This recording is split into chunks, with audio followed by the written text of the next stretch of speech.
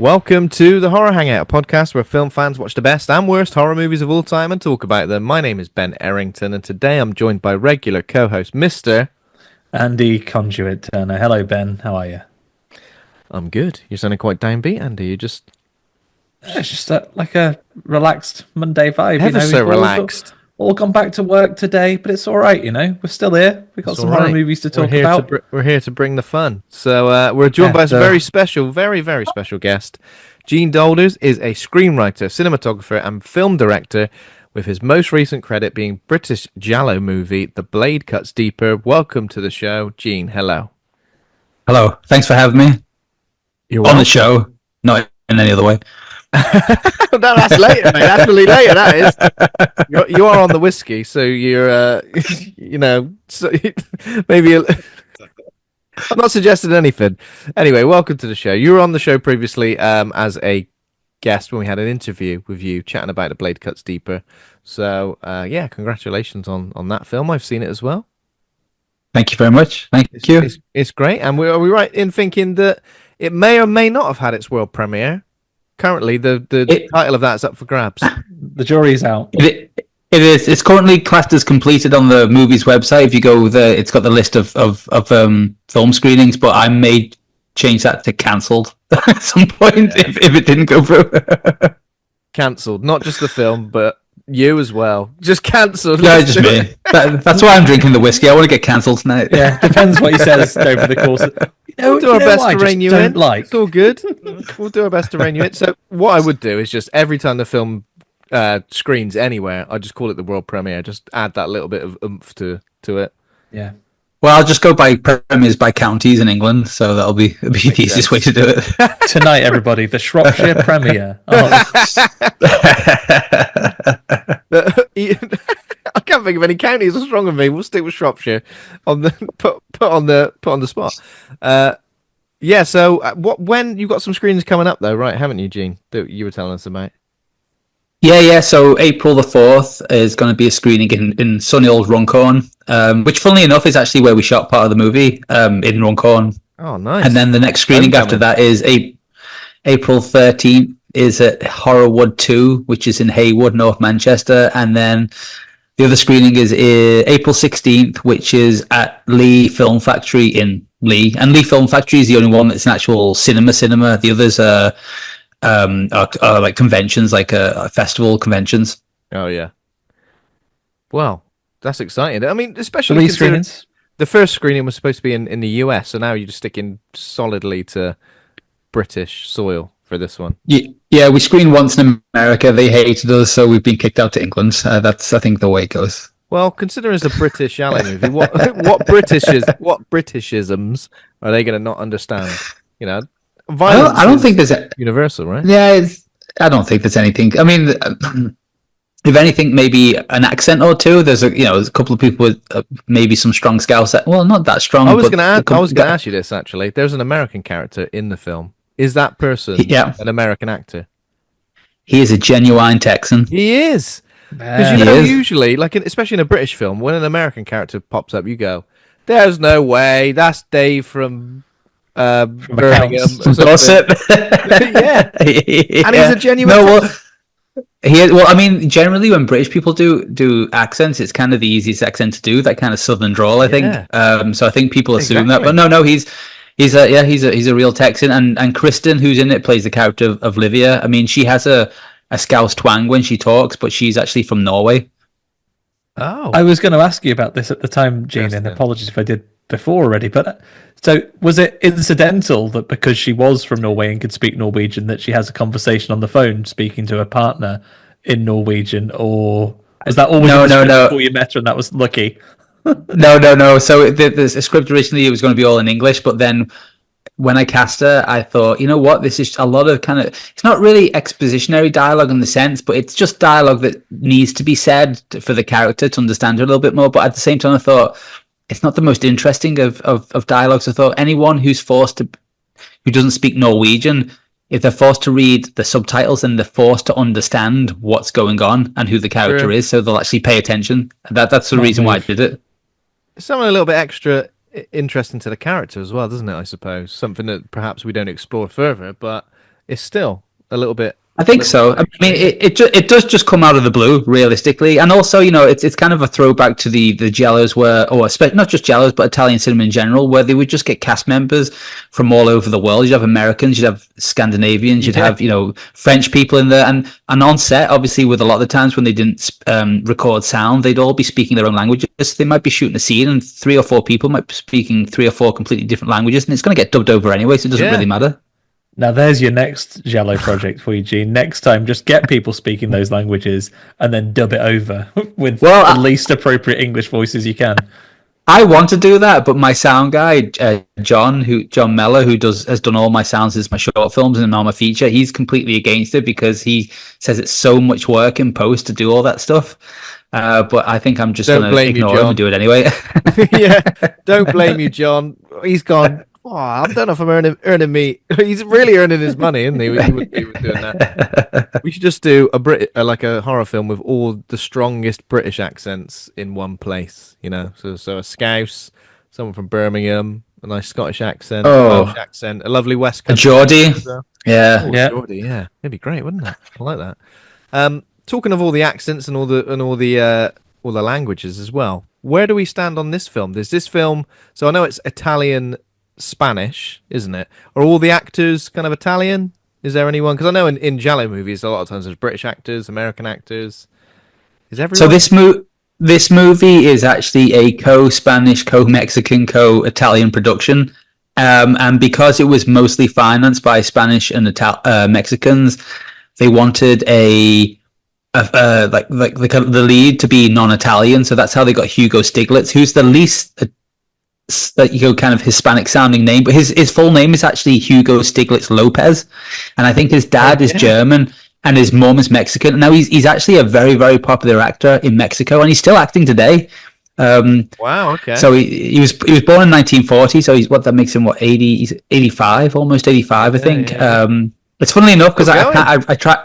He is still going. I mean, he hasn't done anything since last year, but it's only the beginning of 2025 now. But I reached out to him recently because I'm trying to get a documentary off the ground because I want to make a documentary about Nightmare City. But I'm waiting to hear back from his representatives who haven't got back to me yet, and I'm assuming it's because maybe his agent doesn't speak English, so I'm going to have to get all my messages translated into Spanish to send to him. That's all right. You can get that done online pretty quickly these days. I mean, we're definitely we're talking to the right person then to discuss this film today. I mean, I know you chose it, but if you're planning to make a documentary about it, like when I put that question in the room just then, I kind of knew you'd have the answer. Well, I'm hoping also to find out more about the film. As I make if I can get the. I mean, I have. Not to jinx it, I have a producer that's interested in trying to find financing for it. So at first I thought I was just going to do it off my own bag, but if I've met someone now who thinks that they can find some money for it, which we don't need much money. I mean, I'm quite happy to do the documentary for free. I just need money really because obviously him being so old, he's not going to fly to England. I'm going to have to fly to him to do interviews. So I just need money for flights and things like that. But you never know. Do location visits. I mean, all the exteriors were done in Spain and all the interiors were shot in Italy. So all the exteriors were shot in Madrid, and all the interiors were shot in sound stages or properties in Italy. So it really was quite a co-production between mostly Spanish and Italy, but quite a bit of the financing came from Mexico. He's a great leading man, though, Hugo Stiglitz, isn't he? He's got like a real steely determination about him. Yeah, and if you dare infringe the rights of the free press in front of him, just watch yourself. The thing is, people are getting overpowered by these, like military trained people are getting overpowered by these zombies / undead / crazies. He's giving them roundhouse drop kicks and just like pushing them out of the way and just like the one when they're getting in the ambulance outside, who he like matadors with like a doctor's white coat and then just kicks in the ass. Yeah. Off shot. What a time.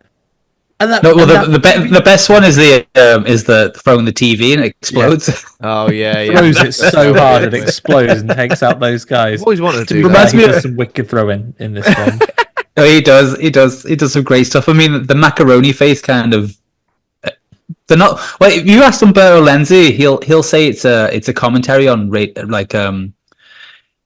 radiation poisoning and like the threat of nuclear devastation, basically, and everyone else calls it a zombie movie. And the great thing I like about Nightmare City is I do lists of 20 movies for this website, and I managed to get Nightmare City in every top 20 list because I count it as an action movie. I knew you were going to say. I don't know why I knew you were going to say that. I can get it as a love story because he goes and saves his wife. It's a zombie movie. It's a sci-fi movie. It's a horror movie. It covers every genre you want. Wife's guy. Yeah, there you go. It's just missing a musical. If it just had one, has the dancing. It's got the dancing in it. That song, it's got the dancing. The English translation of that TV show is top 10 all music or something like that. All music. Top 10 falls from atop a roller coaster. That's number. It's got to be number one. That's a good point. Top 10 dolly use as a prop is perfect. I love it when someone turns into a dolly. Put this Macintosh on this blow up doll and you sling it down here. It'll look great, and it does look great. I loved it. Okay, so we will get into Nightmare City. More about Nightmare City in a minute. Of course. So, for our listeners to get a little bit more of an understanding about Eugene and the kind of person you are as a horror fan, we would like to ask you what your horror... Every time I get to say it, Andy, I almost ruin it. Was it? Mount Rushmore of horror, a.k.a. Mount Rush Horror. So, 4 picks. Now, it can be a character from a horror movie, a director, an actor. I guess anyone related to horror or horror adjacent can count, but your would look good on the side of the mountain. Your 4 most iconic and favorite horror faces. Well, number 1's going to be Tobe Hooper because Texas Chainsaw Massacre is the masterpiece of horror cinema. Realistic. I mean, even though Nightmare City is my favorite horror movie, it's Texas Chainsaw Massacre. It's a masterpiece. You can't deny that. Then I'd add Hugo Stiglitz in there because I'm a big fan of Hugo Stiglitz as well. His face would look good, and also he's got a beard just like Tobe Hooper. So you've got symmetry there. Would you put them next to each other, or do you bookend with those two? It had to be bookend. No, actually, I'd alternate probably. So I'd alternate because one of them would be Dario Argento. So it'd be Tobe Hooper, Dario Argento, Hugo Stiglitz. Then I'm going to have to stick Lucio Fulci in at the end, and he's got no beard, so it's beard none. This is a Giallo dream team, isn't it? Going on. Apart from Tobe Hooper, of course, but. I'm obviously quite a big fan of Giallo, but because this movie's been going on for so long now, even like pre-production, production, and then post-production, and because I'm still now trying to promote it and get the screenings done, I'm still constantly watching Giallo movies, even though I've finished the film. So it's just all I'm thinking about still for a long, long time, and I've been coming across Giallos I never even knew existed before, and so it's good. It's good that you're not sick of Giallo, as you could be if you just gone and made a Giallo movie. That could have easily. Yeah, no. Well, to be honest, I actually want to make. Sorry, I'm just pouring myself another whiskey here. I actually want to make another Giallo because now I feel I know how to make it, and I want to make another one because I feel like I could perfect it now. Because I remember Quentin Tarantino saying after he made Kill Bill, now he wants to make another martial arts movie straight away because now he knows how to film it. But obviously the amount of effort he put into Kill Bill far supersedes the amount of effort I put into the Blake Steve. There's no real comparison there. But saying that, he's had lots of practice. He should be like it might be easier. Yeah, that's true. Yeah, that's true. But I'd be very happy. I mean, if you look at a lot of directors from that period, like Sergio Martino, especially. I mean, for a long period, he just made Giallos for like 6-7 years straight. So I'd be quite happy to do that. I mean, I never understood directors. I mean, I can kind of understand with actors, but I've never understood directors who don't like getting pigeonholed as a particular type of director because you're only making a movie every 3 or 4 years. I mean, actors, it's different because they might be in 3 or 4 movies a year, so they'll get tired. But I'd quite happily spend the next 10 years of my life just making more Giallos. That'd be fine for me. There we go. That's a 10-year plan in the diary for Gene. Yeah, we'll 10 years. Colour ourselves very surprised if we see a tweet from you or something saying, "What's that? I'm going to do an animated musical next." I'm going to read. Well, I actually animated Giallo. Well, I could do that. Yeah, I could do that. I've got a very good. I've got access to like an animation stuff. I could do an animated Jello. Yeah, actually, you could get away. You could get away with some really good kills actually in an animated Jello. That'd be really cool. Good. I'm going to read out a select couple of films from Hugo Stiglitz filmography. Okay, now preaching to the choir, of course. He's on your horror Mount Rush horror, Gene. So you probably are aware of a lot of these, but it's mainly for Andy and also our listeners to be aware of the titles of some of these movies. The Wild Boar's Nest, 1971. The Cry of the Turtle. Right on the watch list. The Cry of the Turtle, 1975. King of the Gorillas, 1977. And in that film, Hugo Stiglitz played Ape. Played Ape.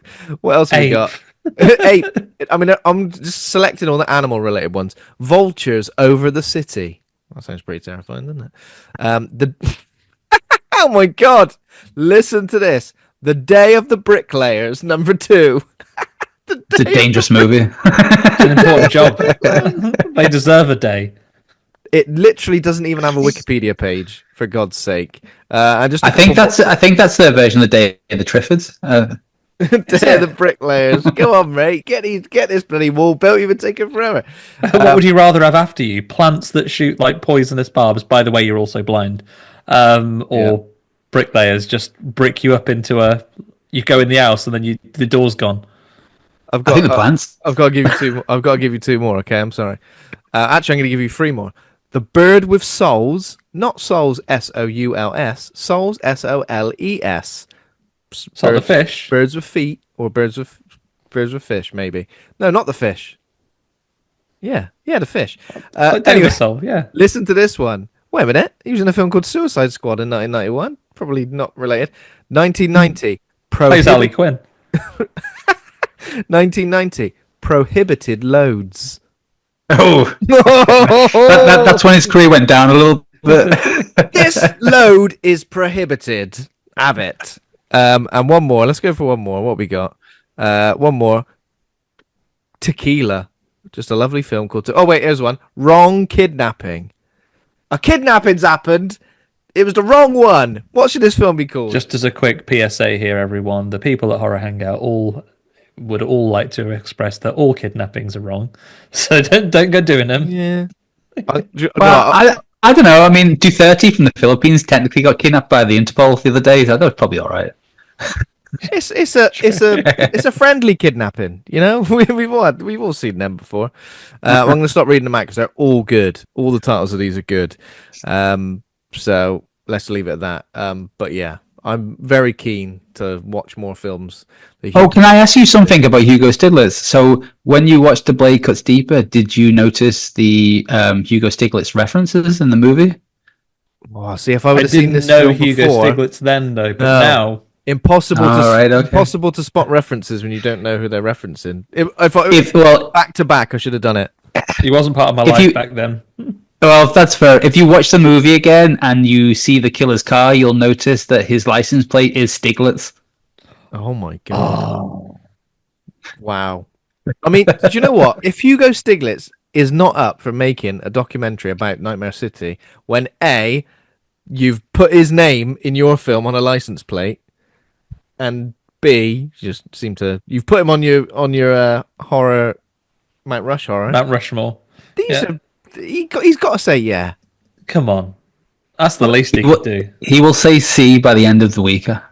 Yeah, good. I'm glad. By the end of the week, he's 85 years old. No disrespect, Hugo Stiglitz. I'm hoping you've got lots of time on your hands. Yeah, get involved. I want to see a documentary about this film. Absolutely. Yeah, so interesting. I mean, we'll talk about there are some messages you talked about, like the dangers of nuclear fallout. I think there's also a lot about humanity's progress and so on. The two things that humans have invented and aren't necessarily bad, but we use them badly: nuclear power, Coca-Cola. The two things. Oh yeah. I thought you were going to say nuclear power and YouTube.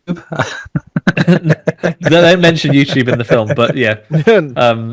But Coca-Cola, they do mention this. Oh, that's true. They do. That'll destroy us all. This Coca-Cola, not if you use it properly. It's because it's man's nature to destroy. Use it properly. Do you want to? It could have been mentioned because I'm not sure if you've come across this, but They were planning to remake Nightmare City about 4 or 5 years ago, I think, and they did an Indiegogo campaign to try and finance the movie, and they were going to get Tom Savini to direct it. Oh wow! Okay, but it never came to fruition. For whatever reason. I don't know if they didn't get the money or just for whatever reason. But yeah, there was a plan to remake the movie, but it just never happened. Interesting. Oh wow! Maybe this will be the spark, and your documentary, Gene, will be the spark that gets this. I will happily remake this movie. I'll happily remake this. I'm not against remakes if you just love the movie and want to just kind of celebrate it. I've got no problem with remakes whatsoever. It's more kind of when you remake the movie, just obviously guess for financial purposes. That's not, but that obviously then shows in the movie. If you love something and you want to do an ode or homage to it, then that's fine. So I would happily remake this movie. I will go out tomorrow with my Samsung cell phone and remake it with my son, and I'll stick a beard on him, and he can be Hugo Stiglitz. He can be every character. Why not? Just be careful when you get to the top of that roller coaster.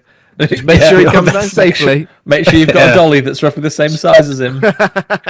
I'll have to get my wife to do the stunt on that one. Yeah, there we go. Get the whole family involved. Okay, so before we jump into our full review and discussion about Nightmare City, let's do a little bit of horror news. We've got a couple of horror news stories to just quickly touch upon. I wanted to mention the short film It's Really You, because recent guest Rich Rose, who came on to talk Nightmare on Elm Street 4 with us, the film is now available on YouTube to watch in full. How would you describe this, Andy? It's kind of like a exorcism romance movie, yeah? An exorcism romance movie is a perfect description, Ben, where a demon who has been exorcised a couple of times has kind of formed an attachment with the priest who is exorcising it, and wants to spend a little bit more time with him. There we go. It happens.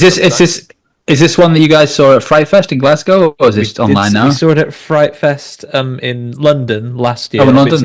It's now online. You can watch it. I think Rich just put it on YouTube last week. And then Rich was a guest on the show a couple of weeks ago. So nice.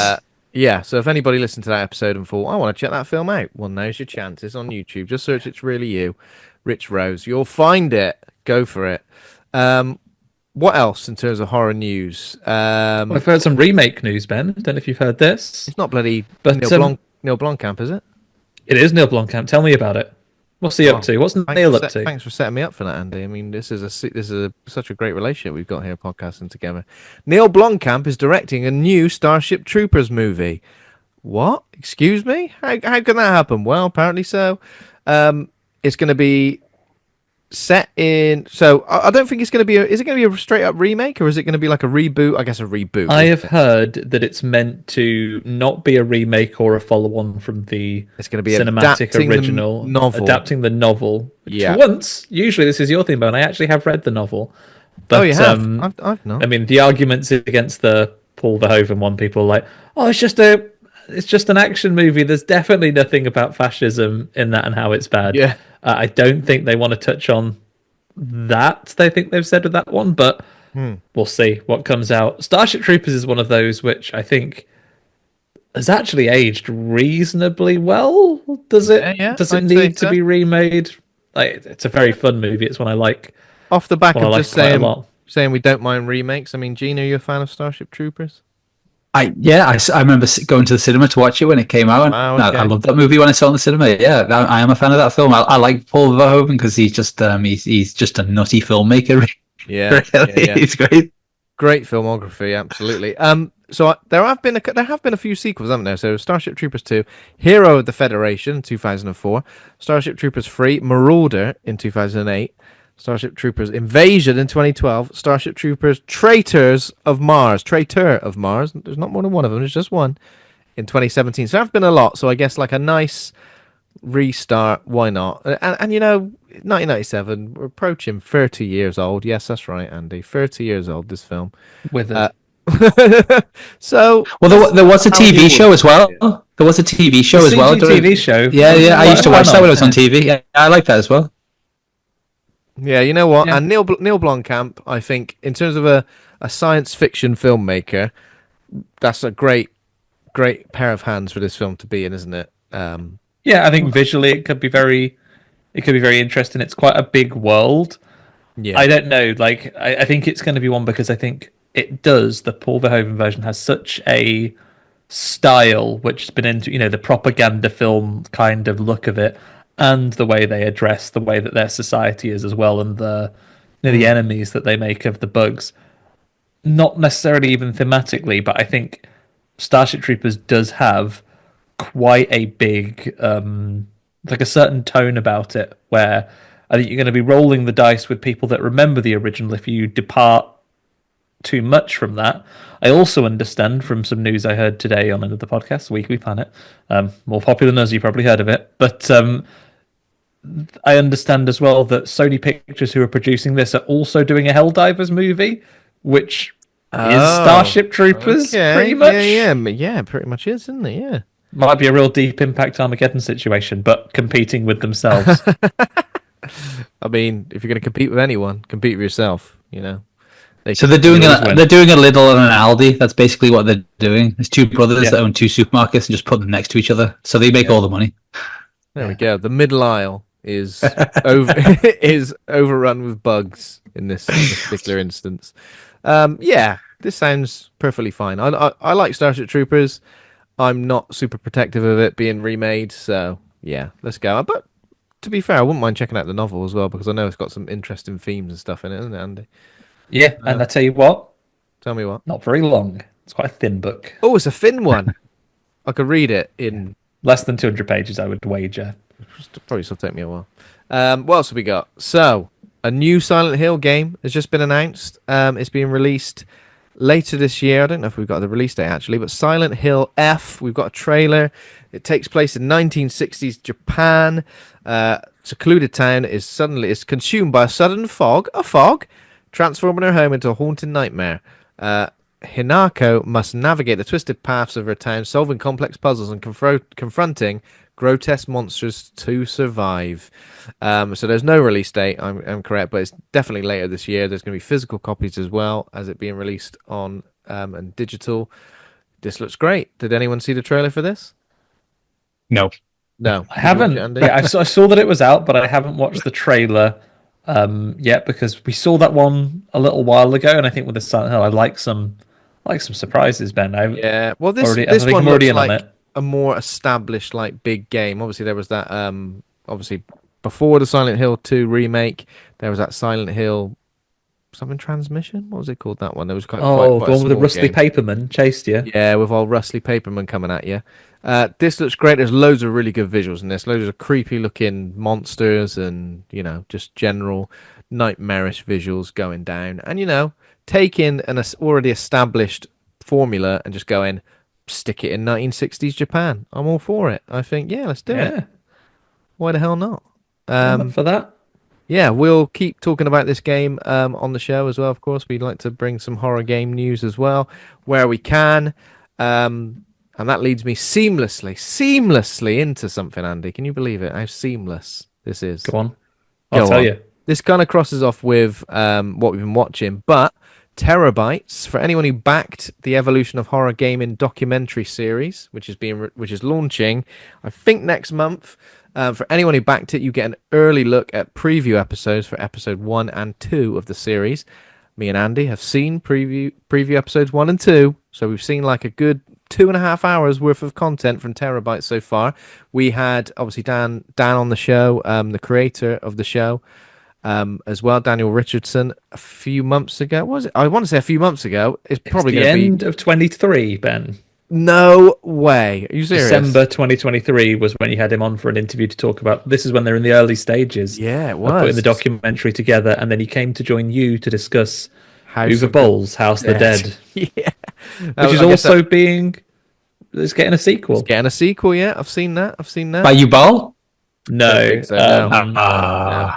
It's not. I mean, if you're not going to ruin it, what's the point? Well, I mean, what's the point of making a good film? Exactly. That's Uwe Boll made one good movie, and I think the title was Rampage.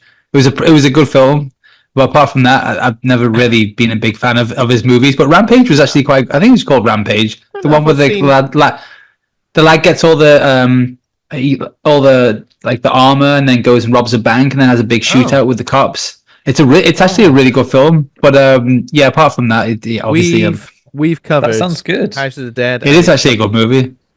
We've also covered Alone in the Dark on this show as well. So we've Not covered a touch couple Blood Rain. It's Alone. It's Alone in the Dark, the one with Christian Slater. Have I got that right? Yes. Christian Slater, Yes, that is Tara the one, Reid. yeah. Tara Reid. That's right. Yeah, of course. Who knows? Who knows I've just what's looked going up on here? who is doing the new House of the Dead. I should have guessed this. I feel like I I know should have someone well respected, right? Someone well established, someone who's good at turning a profit out of IP movies, someone who's ever so fond of his wife. It's bloody Paul. I know exactly who it is, Andy. I'll let you reveal it. Our old mate, friend of the show, Paul W.S. Anderson. Paul W.S. Anderson getting a nod 2 episodes in a row, because last week we discussed his new movie with Dave Bautista. I can't remember what it's called now. In the world of the West. Well, that's not what it's called. It's called something like that. It's called something like. Does anyone know? Is anyone can save me from this? It's called. sorry. It's called In the Lost Lands. Should have known that. Okay. Should have known that. Oh, is Mila Jovovich in that as well? Yes, Oh, she have I got is. that- She is. Yeah. I saw a trailer for that in the cinema recently. You did. You must have seen the same trailer I saw, Gene. Did it feel like Yeah. you saw the whole film? Yeah, probably. Well, I mean, most trailers nowadays they are pretty much showing you the whole film, which Yeah. is the problem I had with my trailer because the movie's so short. I had to keep it a really short trailer because otherwise I would show you the whole movie. Here's the whole film, just sped up into 1.5 minutes. There you go. Enjoy. Yeah. Yeah. Oh, well, you know what, Paul W.S. Anderson. I mean, at least he made Event Horizon. You know, we'll give him that. Yeah. You know, if you can make that. if you can make one great movie in your career, I'd say that's an accomplishment. You know, and Paul Event W.S. Horizon is a Anderson, very he's- good film. He's turning a profit time after time with a lot of his with a lot of his projects. Yeah. He's I see doing your well. There are game. people that love those Resident Evil films, like Ben. I bloody love him. I see what you're doing, Gene. You've stood in the corner of Uwe Boll, and now you're standing in the corner of Paul W.S. Anderson. I'm not saying I'm standing in the corner. I'm saying that every filmmaker has at least one good movie in them, and unfortunately, I think they've used that up. But they had it. Yeah. House of the It Dead is that. could be a new high bar. It could. Apparently, it follows some of our. It's I don't think it's about G. I think it's about some of the other well-known characters. Some of Tom the other Rogan. well-known characters you can't name right now for reasons. I just did Tom Rogan. Oh, you did. Sorry. Yeah. Okay. Yeah, I'll turn up for a film. Good or bad. I love a cheeky bit of IP. And I would almost have it be over the top and ridiculous. I'll show up for it. So let's briefly talk about TerrorBytes. We've seen the first 2 episodes. Let's just say, you know what? It seems to be covering everything, doesn't it? From the early days of horror gaming, we've got things like Sweet Home and Alone in the Dark, and obviously straight into Resident Evil and Silent Hill, but also some maybe cult games that some people wouldn't know. Real deep dive on some of the Silent Hill movies and how they were created. Yeah. Some of the ones that you perhaps know a little less as well, like in the sort of Wii era, like Downpour and Shattered Memories and so on. There's a real really focus on interesting that. discussions there. Stuff like Clock Tower, Eternal Darkness, Deadly Premonition, loads of games that and obviously Faith, the Unholy Trinity, Brandon Salisbury, who was on the show, talking about the George A. Romero Resident Evil documentary. He's doing the adaptation of that movie, Faith, the Unholy Trinity. So, yeah, it felt like a great deep dive. Loads of stuff in. Again, I don't think we're spoiling anything, but we're just saying how much we enjoyed it. The sound, talking about sound design in horror games as well was great. Really interesting section. Yeah, it's kind of got a similar sort of format to stuff like In Search of Darkness, but I think In Search of Darkness goes from film to film to film almost in sequential order. This kind of Whereas this is like a thematic one, right? So the first episode is about survival horror, the subgenre of horror gaming. And then the second one is about licensed work. We talk about Deadly Premonition there as kind of an unofficial Twin Peaks game. We talk about Alien Isolation. We talk about loads of really cool things. I don't know the titles of the remaining 3 episodes, but I'm really excited to see where we go. I want a little bit more discussion about my beloved Clock Tower 3. A little bit more discussion about Haunting Ground, the game that haunts me because I had it on PS2 and then sold it for not as much back in the day. Clive Barker's Jericho gets a mention as well. Clive, I was about to say that I stand in the corner a bit like Gene with his mates, Paul W.S. Anderson and Eva Bowl, I will stand in the corner of Clive Barker's Jericho. Hey, Paul W.S. Anderson, you both are like family to me now, okay? Don't. They're your dads. I remember Jericho. I played that, but a lot of the games you just mentioned, I've not played at all. Are you much of a horror gamer, would you say, Gene? Have you got a favourite? Well, yeah, I was, but it's been a long time since I've actually really played any games. The last game, I mean, when Resident Evil came out, I remember playing that just solidly. My friend had it, I didn't have it. My friend had it. I'd go over to his house and play it, and then I ended up getting, I think it was a PS2 maybe, or whichever one it came out. Got Resident Evil 2 out, and then I was addicted to that. And I've played every Resident Evil game. That's the only real series I've ever really kept up with over the years. Trying to think of other horror. What was it? The last horror game I actually played that I had time to play, I think was called. Is it called Days Gone? The biker where you're a zombie. Okay. I think that was the last one. Yeah. Days Gone's really good, and I think we're getting a remastered version now. Again, maybe we don't need that, but it is a great game. It was a fun game. Yeah. Yeah, a game I didn't really like the look of, and then I picked it up and I was like, oh, actually, this is really good. But yeah, loads of great input into this documentary series from creators and people who have been involved in the making of some of these games. Deep cuts, scratches that nostalgia itch, and I tell you what, it's just nice cozy watching, isn't it? Because it's nice and gentle. Everyone's sitting there. Nice, cozy really watching. Nice insights, and it also makes you go, I should. I've never played that. Oh my god, I should play it. And B, oh my god, I haven't played that for ages. I want to go and play it. So. It's reignited. It's Episode 2 really reignited in me the fact that I always, every time I hear it mentioned on a listicle or a documentary like this, I always think that I should both read and then play I Have No Mouth and I Must Scream. Have you heard the news, Andy? No. Well, I have No Mouth and I Must Scream is getting a new version, a re-release. On I think it's coming out on PlayStation, coming out on Xbox, coming out on all the major platforms, and I think it literally just got announced. So this is really weird. I was watching this, and it was a section about I have no mouth and I must scream, and I just started scrolling on Twitter, and it was like the main story, the top story on there. It's coming from Night Dive Studios, who are involved in the Thing remastered. System Shock guys. That's right. Oh yeah, System Shock as well. That's right. Okay, cool. Yeah, so there we go. That's coming Give us some more money for a game I definitely have already bought, but haven't got around to playing. Guess when it hits consoles, Andy? Tomorrow. 27th of March. A little bit longer to wait, but not long at all. That's not by much, though. 10 days time at time of recording. No, it's not. Hell yeah. Okay. So there we go. We'll discuss TerrorBytes before we dive into anything else. Again, if you've been following what we've been doing, we do like to support a bit of these independent projects. As of today, at time of recording, so by the time you hear this, it will be available. The guys behind The Death of Us, so Annabella and Chris, they've released a full trailer, which you can go and watch on the YouTubes now, or anywhere else that you would find video content. We will share it to our socials as well, but that trailer has now been released. Nick Vince makes an appearance. As well, so and a particularly blood-curdling scream in the final moments. From Nick Vince. Don't worry, you shan't be spoiled. Anything, just a nice little teaser. So get on and watch that if you should be so inclined. Hell yeah, let's do it. We will try and put links to as many of these things in the show notes as we can.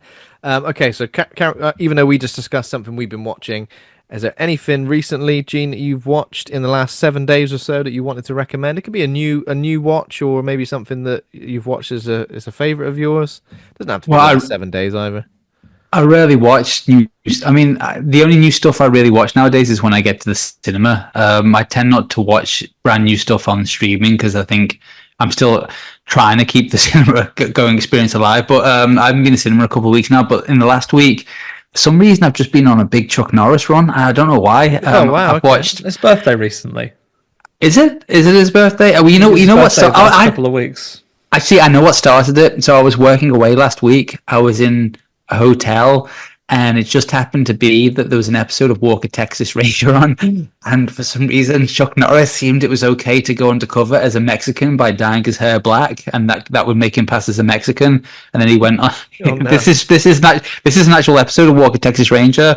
because Mexicans were being exploited by the coyotes, bringing them across the border. So he went undercover.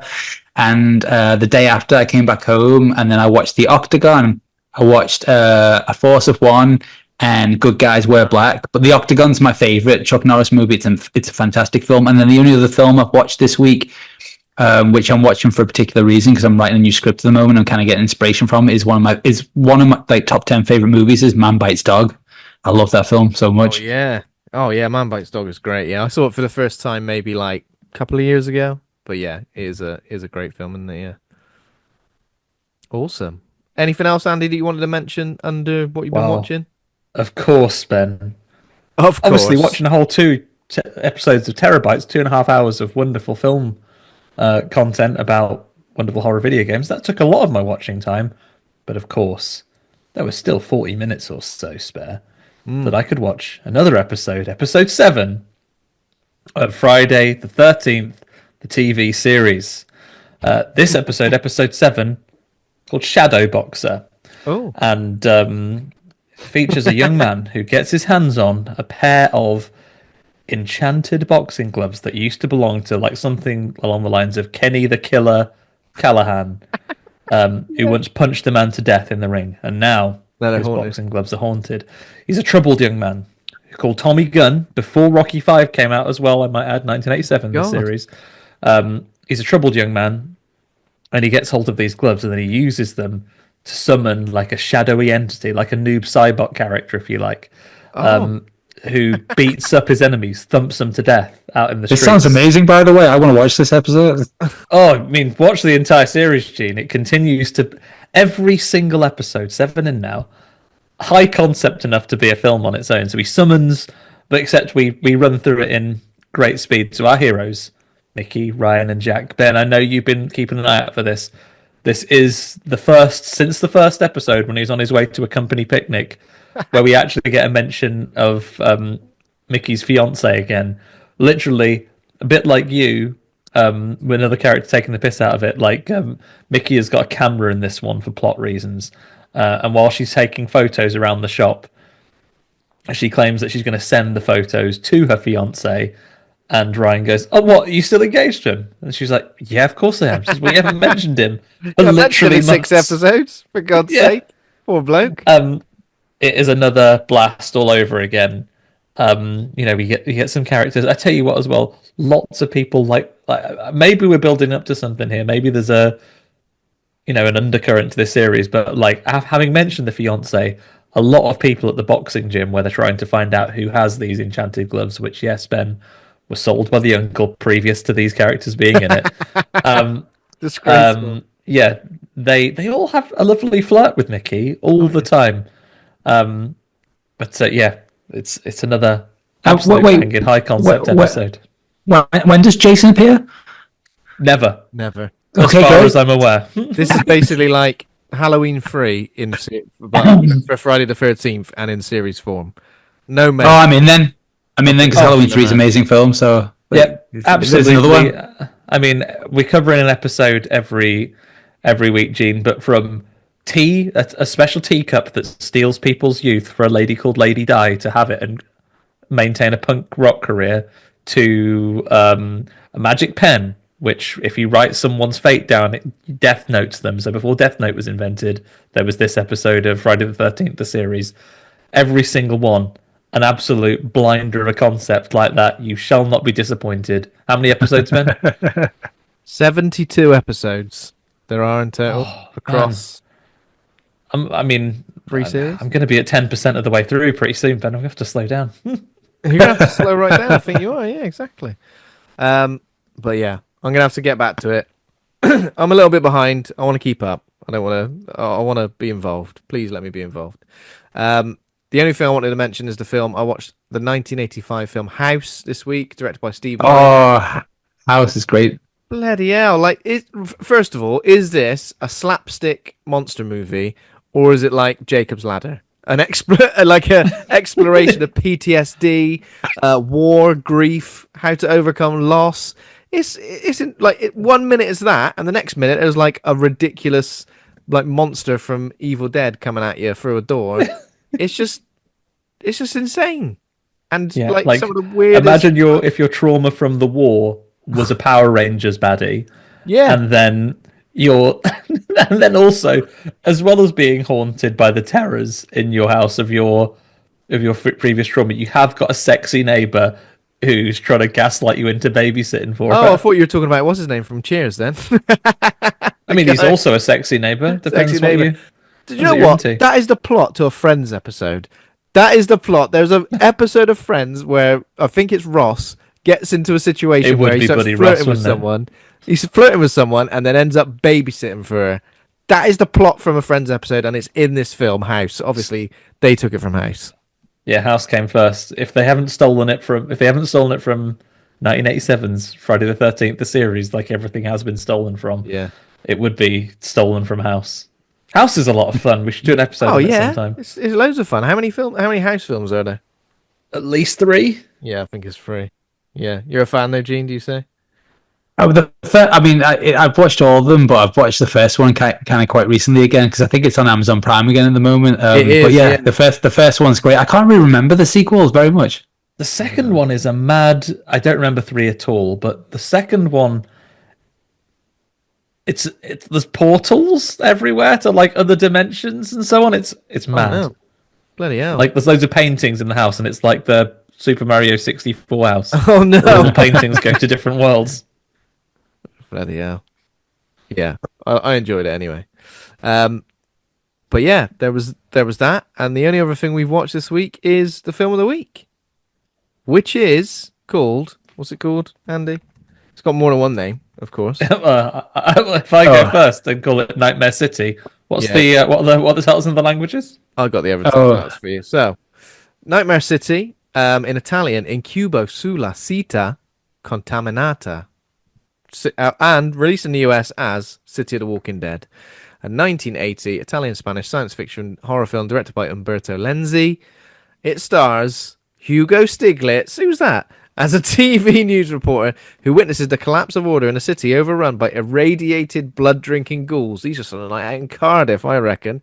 But what we got in terms of scores? 5.6 out of 10 on IMDb. Rotten Tomatoes, 40% audience score, 40% critic score.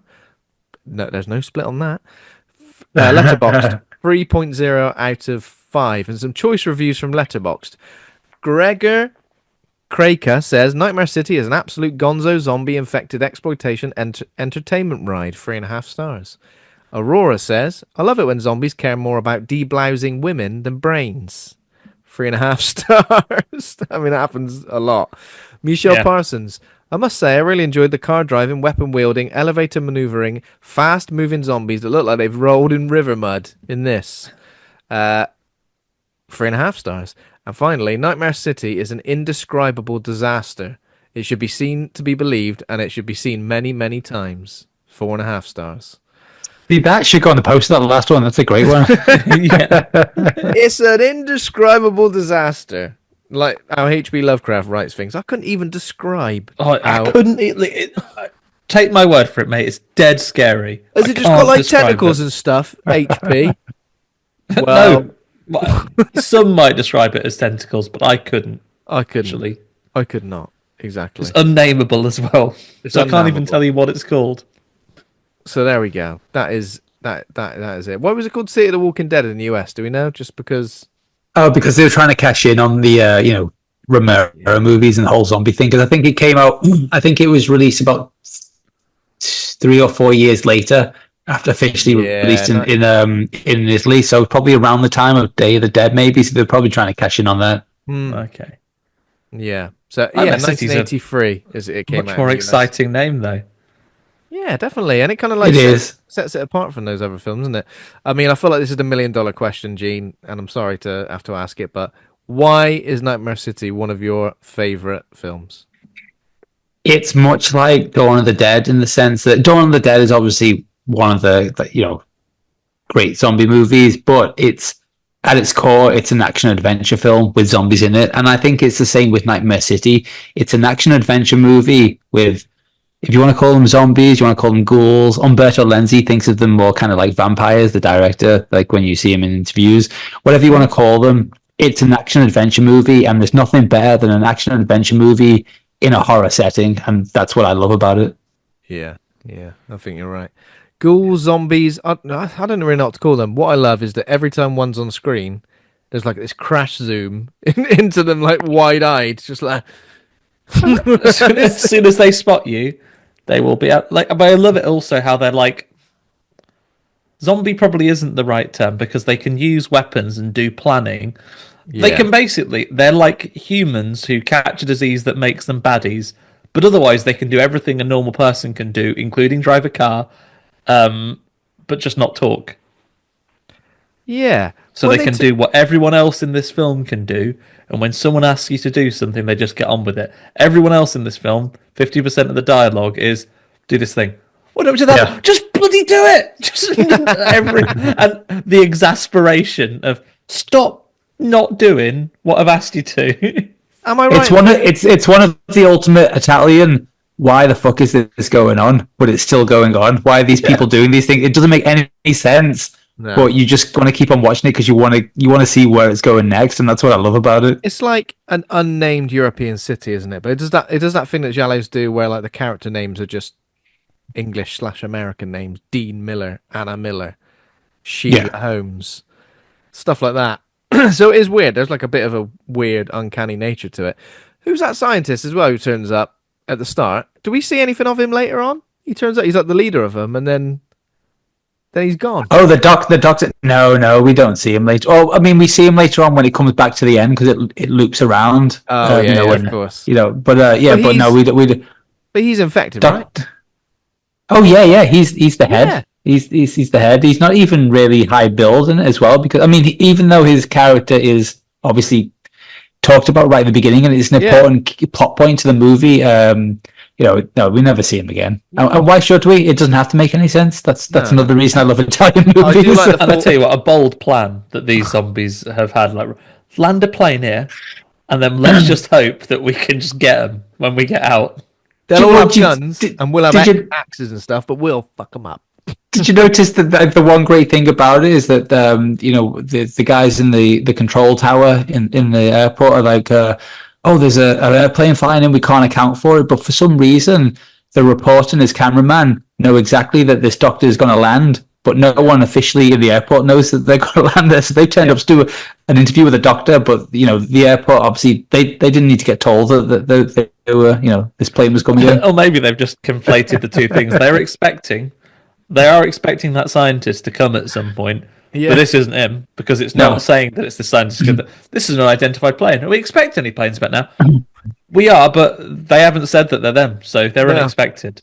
Do you want to hear something interesting about the plane? So the plane shots were done over several days because they didn't actually have access to a plane, but they had access to the airport. So there was, if you look at the plane carefully throughout the movie, it's actually slightly different in some shots because they're all military planes, but they would just go out because the Italians were famous for stealing shots, and they would just go out and quickly get shots of different military planes that would come. We just get a shot of everyone coming out of this plane. Well, if you're quick, get yourself in there. So yeah, in terms of so Hugo Stiglitz is Dean Miller.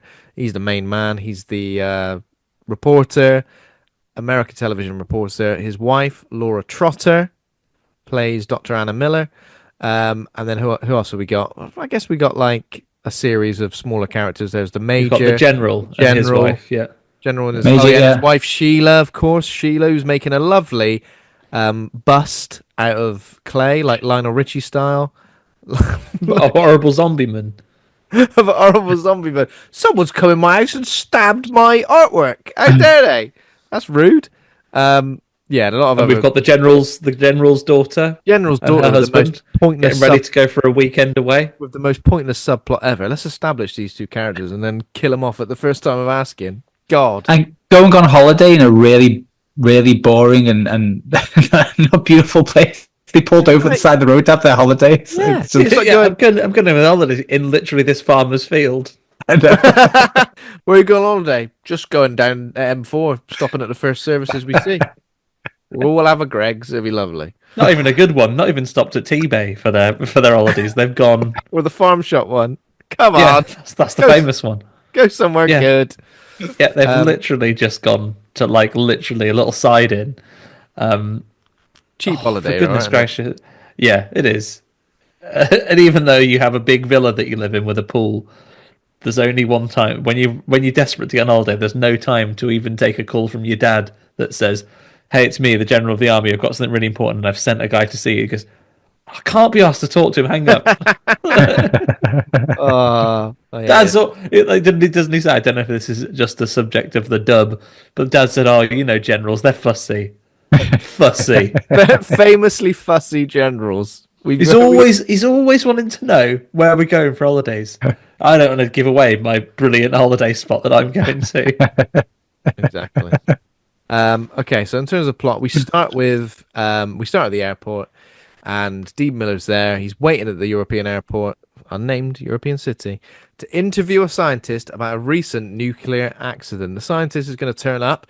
Who knows when he's going to turn up or how? But he's there. He's got a cameraman. They're ready to go. They're going to get a huge scoop chatting to this scientist. Actually, it's like he's got a big interview with us. What about? Just a big interview, all right? It's just a big interview, right? I've got my questions ready to go. I'm not telling you what they are. I'm going to ask him what he had for his breakfast. A lovely plate. What's your perfect Sunday? What's your perfect Sunday? Well, I'll start off is I have a big bowl of nuclear waste. I get all me nuclear infected pals together, and we then get we an Trojan unmarked horse into a new country. An unmarked Lockheed C-130 Hercules military plane. So that's the one. Was the plane different? The other one that they were coming out of? Gene, did you say? So I think the plane, the aerial shot, well, the shot of the plane coming in is slightly different to the plane that's landed because they had access to a plane once it landed, and they were allowed to film in it for a few hours and well, probably a day to get that whole sequence where they come out of the plane and then they just shoot everybody up with their magical bullets that don't actually hit anybody, but they all die anyway. Yeah, everyone just dies of shock. They can't believe what's happened. I was thinking that with the plane shots, actually. I was a bit, not that I thought it was a different plane, but I was kind of thinking, God, this must be like a pretty significant budget to have made this happen. But obviously not. Just got away with it. No, the Italians were always good at that. They're always good at sneaking. I mean, one of the best ones is, I mean, we're going off topic a bit, but if you watch Zombie Flesh Eaters, the Lucio Fulci movie, there's the bit where, what's his name? Where the two characters are about to fly out in an airport, going somewhere else. But as the camera zooms out and they're in the airport lounge, you can see all the people in the airport looking at the camera because obviously they didn't have permission to film it. Everyone in the airport just looking at them. It's great. I mean, technically, if you want to get into it, their taxes paid for those military planes. So I mean, I just don't understand. I mean, I guess I do. It's not like nowadays where you could put a movie out and so many people would see it or be aware of it that you could probably sue them or get the movie taken down. But in those days, you could get away with filming in a public place and have random strangers, and you wouldn't have to get release forms signed, and you could just get away with it. But there's no way you could get away with half the stuff that they used to in those movies now. Yeah, exactly. It's bonkers. But yeah, it's fun though. So military plane experts would probably know the difference. They go, hang on a minute, there's no way that was the same plane. How dare they? What were you going to say, Andy? Go on. Let's say so. What happens is they all gather round because having this mysterious plane land. They get there, so the airport police turn up and they go, "Here, you're surrounded. You've got 30 seconds to come out of there. So make a decision quickly." And they do make a decision quickly to open the door, and just a horrible load of ghouls. Ghouls, I think, is the right word, Ben. First of all, the scientist just comes out fairly normally, and I was... Well, he's very casual, that's true. Yeah, I was almost like, oh, it's just him. It's like, stay cool. I didn't think anything was going to happen. Also, I do like the thought of one of the, like, mutated or infected people flying the plane. Are you a pilot? Yeah, I am, but I am infected by this radiation. Do you reckon you can still do it? Probably. Yeah, I'll be all right. I can literally do everything I could always do, but I just can't talk, okay? So we can't have this conversation. I'll just nod and do it. I think they're telepathic myself. I think they talk to each other, by the power of their minds. That's how they're doing it. It's one of the powers from the radiation poisoning that they have. That's the way I look at it. There we go. I mean, that would explain a lot of things. And you could have easily had that in a throwaway line, but no, let your audience work that out themselves, please. When you've watched this movie over 100 times, you work these things out. You're like, I can tell they've got a subtle way of communicating with each other. Do you really think over 100 times, Gene? Oh man, I've got to the point now where I have that movie on, and my wife will put my son in bed, and I'll start watching the movie. She'll come down, and she'll just walk in and go, "No." And you turn around, and you've even like put some mud all over your face. Oh, you put just one side of your face, like the priest. Yeah. Well, the side's showing that she can see it already. Yeah, and you're having a lovely. When you've done a full 360, she gets really surprised. What are you drinking there, Gene? I'm just having a lovely bottle of plasma. What about you? Get it down. Oh, if you've got a bottle of blood, that'll be ever so distracted. No, it's funny because like for a long time I used to tell people I think my favorite movie is the Texas Chainsaw Massacre, but it wasn't up until about a few months ago where I realized, well, I'm kidding myself here. It has to be Nightmare City. There was a point where I would watch it once a week for a couple of years, and I don't know what it is about the movie. I just love it. I can't. There's just something about it that's like it's the ultimate party movie, I think, as well, in the sense that if I have friends over and we're all getting drunk, if Nightmare City goes on, it's a movie you can watch but also talk through at exactly the same time and never really miss anything, which is a good thing. Yeah. Well, that is one thing. Apart from your wife at that party, who just goes to bed. Oh, yeah. Not again. Well, that's one thing we talk about on the show a lot. Hangout movies that you would watch in a hangout scenario where you don't have to know every single element of plot and hear every piece of dialogue. You can enjoy it for what it is, I guess. But yeah, I feel like discussing this film with someone who's seen it so much, I feel a bit silly now. Just going, oh yeah, and then what happens next? Oh no. Yeah. We'll have to see if we can pick up anything that Gene hasn't already noticed. Gene thought that was a real person falling from the roller coaster at the end. That Did you know they really did kill that actress, and that was an accident? Oh God. But right now, so all the lads come out, and they can tank a bullet or two. They just come out with their axes and their knives, and they will poke someone in the neck and give. Where do you think they got all those weapons from? Did they get them from somewhere and then carry them on the plane? Did they hit a hardware store? Stops off at home base on the way down. One of them had B&Q. One of them had a loyalty card. So he's like, just grab what you want. It's fine. I'll put it on the card. Put it on the plastic. Yeah, probably that. I don't know. It's weird that they all went for, considering they can use guns, it's weird that they all went for melee weapons, isn't it? You think one of them might have a big shotgun or something? Yeah, there are a lot of them later on in the film that have they all have a scythe, a sickle. Yeah, exactly. You have to think about it. They need weapons that can cut people open so that they can drink their blood, because they need the blood to regenerate. That's explained very well in the movie. Yeah. If you watch it, if you really pay attention to this movie and you understand the nuances of these characters, it's that they need the blood to regenerate after the radiation poisoning they've had. So they need sharp weapons so they can make incisions, they can drink the blood, and obviously it all makes perfect sense when you've seen the movie 100 times. And that's just the way it is. I follow that. They need the blood. There's that bit where they talk a bit later about it. Basically, they need the blood like a machine needs oil or petrol. They need the blood to keep them going. But then they make more. It feels like it becomes a bit of a metaphor for independent art creation, where there's the same $20 that's just being passed between all the different. Yeah. You know what they're like? They're like a monkey. If you go to a monkey and give them one banana, they'll open the banana, peel the banana themselves, and eat the whole banana. But if you give them a bunch, they'll open one, bite the top off, throw it away, and just keep eating them because there's an abundance of them. But if you watch the ghouls, zombies, whatever you want to call them in Nightmare City, they'll kill someone, drink a tiny bit of blood, and then move on to the next person, leaving masses and masses of pints still left in that person. There's no body's worth of blood in there. It's like, yeah, well, I only really like the first bit. The first like bit. A mate becomes to house party, opens a can, has a little sip. Don't want the dregs. And there's a new one. I ain't dregs, mate. I ain't into the dregs. You can have the dregs if you want, but I like the fresh, straight from the neck. Then the body starts to go cold. So I'm a bit like, I'm over it. It's not fun anymore. There's going to be someone's, like one of the ghouls' mums, going, I'm going to be out in this garden tomorrow, tipping out loads of half-empty corpses to put them in the bin. You finish one that you started before you get a new one. Finish one you bloody started, you ungrateful sod.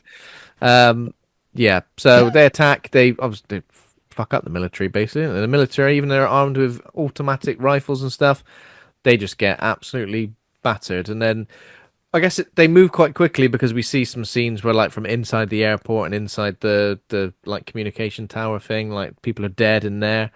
The only people that do manage to get away is, of course, Dean and his cameraman, because they make the strategic decision more so than the military or the police do to Run move away. out of the way, whereas everyone else is Resident Evil style, standing still on a fixed point and firing their guns until they are got.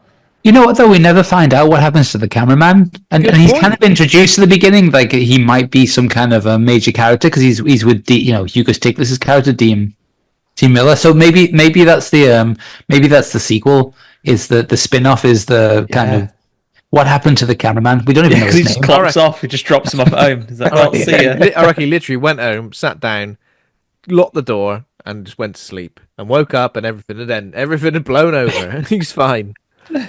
Well, we'll get to this later, but they will have been through plans A, B, C, D, E, F, G, H, I, J, K, L, M, whatever.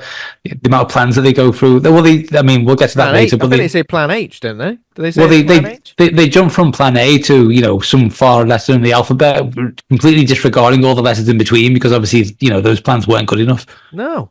I feel like if I was coming up with the plans, I'd be like, well, then Plan H, I guess we just run at them and scream. I don't know, like that. I've ran out of ideas, to be fair. Maybe Plan H is called that because he's going to use his helicopter. Plan H. This is the first thing you've suggested, but it stands for helicopter. It stands for helicopter, Plan Helicopter. But Dean Miller is the most capable television reporter like ever. Not only has he got a lovely head of hair, odd Hugo Stiglitz, but he's capable. If he wants to get from A to B, he's going to get there. It doesn't matter who gets in the way, whether you're infected or you've been by radiation or not. He's going to boot you if you're in the way. Oh yeah, and he drives straight to the. And like, to be fair, when you've got that kind of head of hair, you've got that gravitas. So he walks into the studio, and they're playing just all music or whatever the program's called, which is mostly little bit of funk. It's basically the show from The Substance, right? Yeah, I was thinking that. It's the show from The Substance. People even wear leotards thrusting to music. Yeah. Life is much simpler back then, things were... That was a program that you would watch. That was a program. Yeah. That actually was a real daytime program in Italy, which is why it's on. Yeah, no, it is. Yeah, Rosemary Connolly, she's on. What would we get in the UK now? I'm sorry, it wasn't called that, but there was a version of that show on daytime Italy, which is why they put that in the movie. That's basically like us switching on Loose Women at 1 p.m. on a weekday, and them all in blue leotards thrusting. I mean, some people would be into that. I mean, it's a bit like us switching Janice Street, and then like loads of zombies coming in, chasing poor Jamelia and Colleen Nolan around ITV studios. Now you said Jamelia, my ears have pricked up. But before that, I was thinking of Birmingham's Jamelia. What a sweetheart! But I was thinking of what's the Street Porter one called? Janet Street Porter. Janet Street Porter doing it. No disrespect to Janet Street Porter, but yeah, not for me. So he comes into the studio and goes, "Here, switch just all music off immediately and put me on the telly because I've got an emergency broadcast to do." You know what he really wants to say? He's like, switch that shit up. I've got something important to say, but he can't say that. What's going on? Is like, this won't wait until the 6 o'clock news. I ain't got time to get Sissons down here or Burke. I got to get straight on. So put me on the telly, and they have just enough time to do a little intro saying, right, the announcer comes on and like reassures everyone that the program will be back on in a minute. And then I think he buries the lead a little bit here because he starts saying, like, he should just go, "Horrible zombies, everyone, do something." But he doesn't. He goes, "Today, a plane landed, an unmarked plane, and the police surrounded it." And then he gets turned off before and the door opened, and then he gets turned off, and the chief has phoned down and said, "Yeah, turn that off. I was watching that." Fuming, absolutely fuming.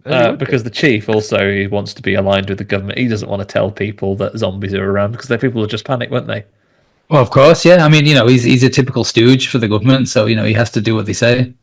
Yeah, he's been installed by an ex-sting prime minister, I imagine, and then is going to fail to mention fairly significant parts of the news cycle. So he quarantines the news crew inside this TV station right at the same time. But he tries to fire Dean. Tries to fire him. tries to come down and says, "You can't find me, actually. You know why? But he quit." Classic. Yeah, classic line. He says? Yeah, he does say that. You can't fire me, actually, because look at my hair. Now you can't. And then that's what he begins with saying, like, when the chief comes down, he goes, "How dare you try to stifle the free press even..." So, do you have any idea how angry that makes me? Because someone's going to find out. That's what makes him power up. I reckon he was like pretty powerful already, but then as soon as someone tries to stifle the free press, he's like, ah! It goes like Super Saiyan. Yeah, he does. He really powers up in this moment, and the guy tries to fire him and say, "Well, I'm just going to get the story out there ready. Hang on, let me just try and phone my wife and warn her." And then she ignores his call for the first of several times. This is weird, right? Because he's like, "Get my wife, it's the most important news ever." And then they go, "Sorry, she's not available." And he goes, "All right then, bye." He literally just has nothing else to give. A lot of danger in this film could have been avoided if anyone ever left a message. No one leaves a message. No one says, like, basically Zombies. What you want to say to her is, it's life or death. It's a life or death situation. Oh my God, get her on the phone right now. It's not like she's in surgery. I know a little bit later some people are. She's just talking to that lad about how he'd like to play football again. He goes, "Oh, I had a dream my leg got snapped off." That was just a dream. That's unlikely to happen. Don't give it another thought. There was a war and there was a nuclear explosion and loads of terrible things happened. Do you reckon I'll ever be able to play football again? Yeah. Next week. And he's gone. Yeah, next week, mate. You've had an ingrown toenail. You'll be better. You'll be better in no time. I don't reckon anything bad's going to happen to you. You're definitely going to get out of this alive. Yeah, literally the safest place for you. Meanwhile, we do get a little scene with the general, and our first little bit of, for the era, obviously absolutely essential, just gratuitous nudity at the time. He goes, "Oh, just at home having some sex with my wife," and the phone goes, and she goes, "Oh, don't answer that." He goes, "I am a general. It might be important." Yeah, she doesn't want him to answer, but he does make a decision and say, "Being a general, I better answer it." And the people on the phone go, "Bloody hell! There's horrible. There's wrongs going on." Well, my wife's naked right now, and this opportunity don't come around all the time. But then he looks like she's already switched to having a cigarette. She's like, she hates it. People don't answer the phone in this, and B, people don't do what you ask them to do. You need to provide a bit more context. There's a bit where he says to her, "Don't go outside no matter what. Lock the door, stay inside." Within 10 seconds, she's at the back garden watching the bloody lawnmower. But before that, she goes, "Oh, I see. Really jealous, are you?" Oh, yeah, she says that. No! I was like, she's got one of them automatic lawnmowers. I can't believe it. I thought that was a bit ahead of its time. So, funnily enough, love, that the important military news I was called into the office in on my day off was not that a sexy blokes around trying to steal people's wives. That's not why I'm telling you to stay in. There's wrongins. There's a little bit of an age gap in this relationship as well. What do you reckon the backstory is for this? Because he's a military man and she likes to be safe. Yeah. Rex is doing all right for himself. Lives in a big villa, doesn't he? Well, he has got a surprisingly nice house. Well, I mean, he's quite high up, I guess. He's probably stolen a lot of money as well from the government. Let's face it, as a major. It could be that, like, maybe the house comes with a job. Maybe that's. I mean, I like to think that he was in some kind of war-torn zone. He stole a lot of money from the local, locals. That's his backstory. Likely. A vault full of paintings. There's loads of potential backstories and loads of potential spin-offs from this story, like the cameraman. Let's find out more about the general. We need a TV show, definitely. We need a Nightmare City TV show with all the backstories. I mean, we got at least 10 to 15 episodes here. From 15 episodes here. Yeah, when the wife goes to art school, because that's the one thing they do get to discuss before he goes in. No, see, I don't think she ever went to art school. If you look at that sculpture, I think she's self-taught. Oh, I see. I am going to get my GCSE art. I'm going to take the equivalency test. Who's this supposed to be then? Who's that? I'm pretty sure. I don't think she went to high school. I think she left to primary school. Yeah. Oh wow! Who's that sculpture of? It's King Prince Charles. I can see it. It's just as good as that painting they did of him recently as well, where he looks like he's trapped in hell. Oh, just as good. It's been sent to the Phantom Zone. Yes, so there's so he just before he leaves, she shows him this sculpture of like a melty, a bit like some of the creatures we've seen, Yeah. and he goes, "Oh, what's that?" She goes, "Oh, don't you like it?" And he goes, "No, I do. I always say, I say when I think something's good." Oh, what's that? Well, you don't like it? I love it, actually. Yeah. Oh, what's that? So I say when Natural I've had some reaction. dinner, I go, "Oh, do you like your dinner? Oh, it's lovely." I was thinking about something I ate a few years ago that was disgusting. Sorry. Well, she starts talking about metaphysics and a lot of other stuff about when about the sculpture, and I think his line is it just sounds like a bunch of science fiction, baby, or something like that. You know, one of those typical kind of Sounds like a lines lot that of they old give. shit. There's a lot of science fiction, baby.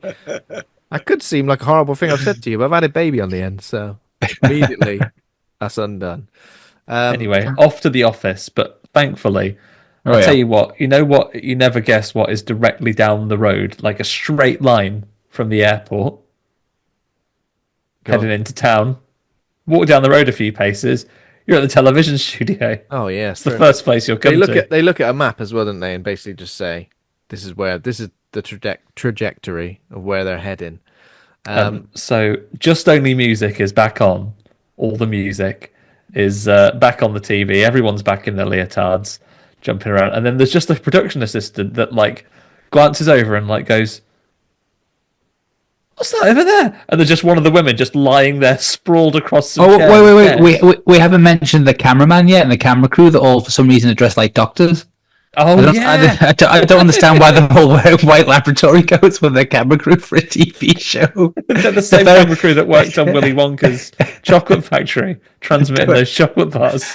I have no idea. It makes no sense whatsoever. But they're all wearing long white coats as if they're filming some kind of science TV. Well, I mean, if you're a cameraman and you're filming a science TV show, you won't be wearing long white coats. It makes no sense whatsoever. They blend in. They work in a clean room. Yeah. It's all very sterile, the environment. Yeah, so they're doing that. And then one fella just goes, "What's that over there?" And then it is just a woman who's been stabbed once and had a little bit, but not all of by any means, her blood slept out. And then, I mean, I don't want to say that I'm built different or would do things differently to the situation, but I think if I'd just seen a dead woman's body and then a man were to come over, grab me, pick me up, and then stab me in the throat, I think I might say something, have a little shout, but he doesn't. he silently just like goes. Obviously, the director said quiet on the set, and he doesn't want to break the rules. Maybe that director's a real tyrant. Well, I like the way most of the zombies look like they've come out of the TV show Steptoe and Son, like the way they're dressed. Sitting in the back eating pickled onions. Yeah. Get the lads from Steptoe and Son on here. What can we wear for when we're doing this big invasion of the city? Wear whatever you want. Just flat cap, neckerchief. Flat cap, You neckerchief. dirty old man. It's great. They got those like kind of corduroy cardigans or like tops. It's fantastic. It's absolutely fantastic. The stuff Great. that you got that one zombie in attacks the dancers is like very short hair. He's got what looks like a bullet wound on his head, but it can't be a bullet wound because obviously he'd be dead by then. But he reminds me of the kind of iconic zombie from Dawn of the Dead when they landed at the airplane field.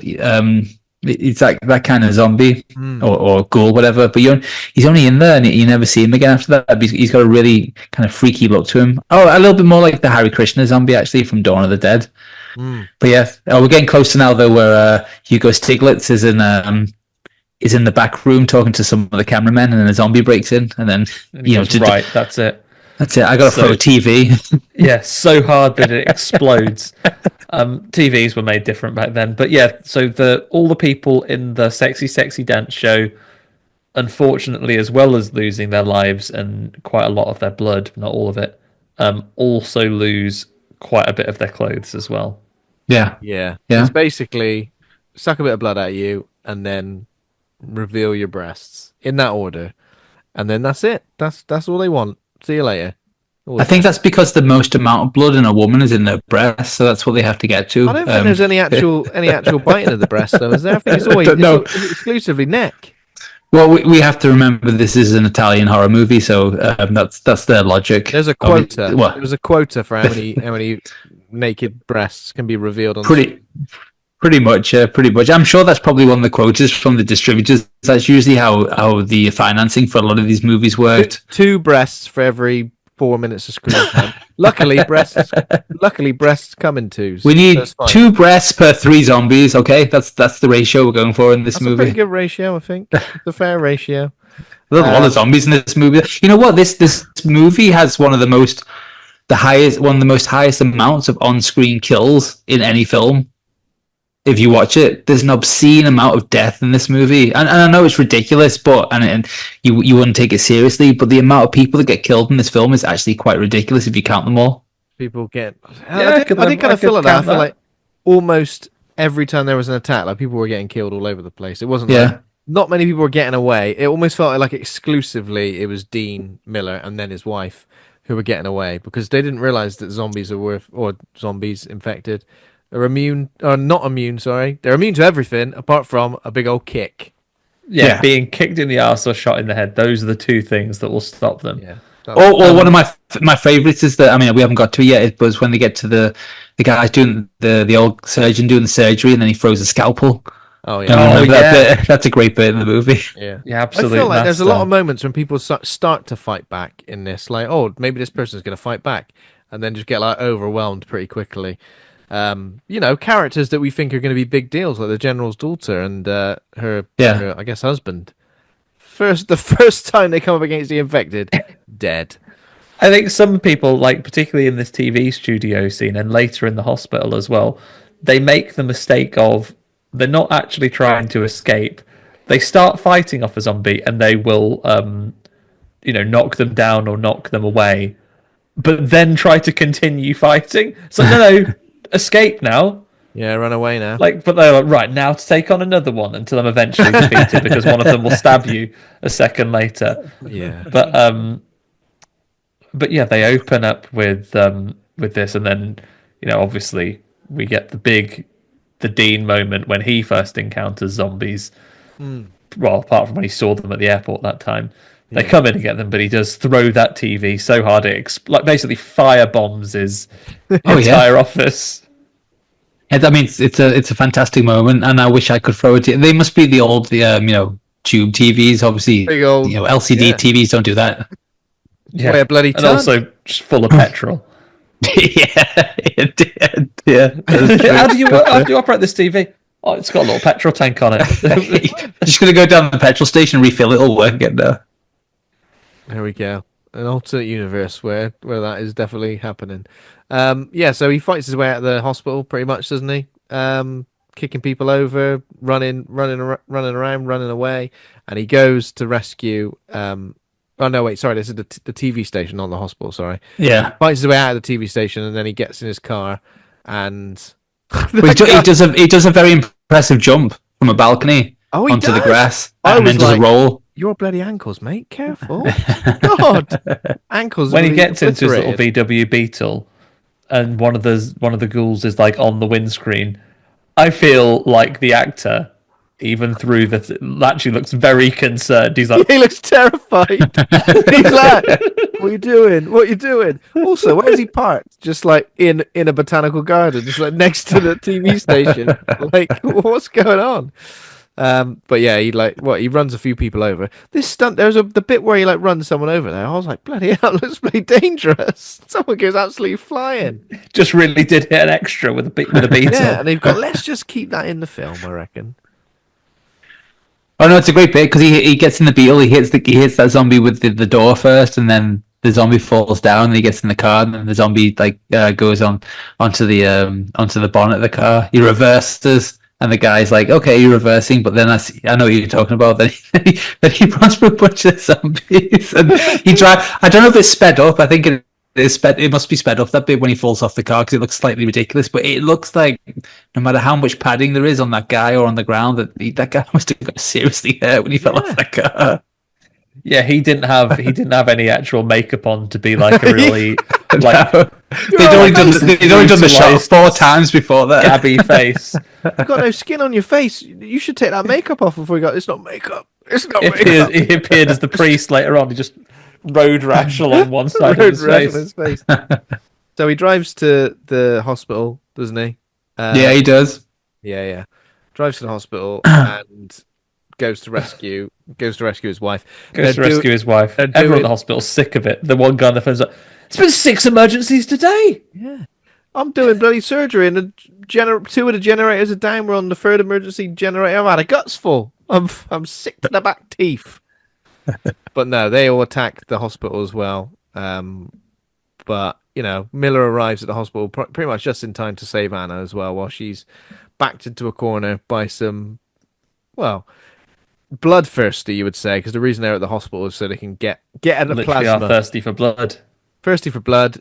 There's like obviously a room where all the blood's being stored that they break into and steal, and then they literally break into where the surgery's happening. So even though there's a tiny little bit of blood left in the bottle, he's like, "Give it to me." Yeah, they like it. They like it more, I would say, when they can have it out of a bottle instead of fresh from a person. They like the process. I think so. I mean, it's a lot easier for them to consume, isn't it? There's a lot of work having to kill a person and suck it from them. If it's already in a bottle, it's their choice of consumption. Yeah, that's it. And unfortunately, we do need to dwell on this bit, everybody. That little boy who was desperate to play football. I said this little boy, this man in his 20s that was desperate to play football again, but had a horrible nightmare that his leg was going to get snapped off and he'd be killed. Unfortunately, he has been. I don't know that his leg was snapped off, so that part of his dream wasn't prophetic, but the other things did happen. He is just bitten, and I guess like the 2 people he's sharing a room with as well. He might have become great friends with them over the course of how many days he's been in hospital. All dead. Dead. So. Unlucky. And while this has been happening, the military have been trying some of their plans, and including phoning major characters, the generals. So the general has phoned his wife and said, "Don't let anyone in." He's also tried to phone his daughter and said, "Don't be on holiday in your camper van. I've sent a military policeman round to pick you up and bring you to the safety of the military base." Literally, nobody listens. What I would say if I was him was, "I ain't going to bother anymore. If you can't listen to me and just stay indoors when there's an emergency, or daughter, you can't even answer my call. And I've sent someone. Do you think what the strings I had to pull to get this guy to come to your house and bring you back safely? And you've just ignored me and gone out in your camper van with your husband, Bob."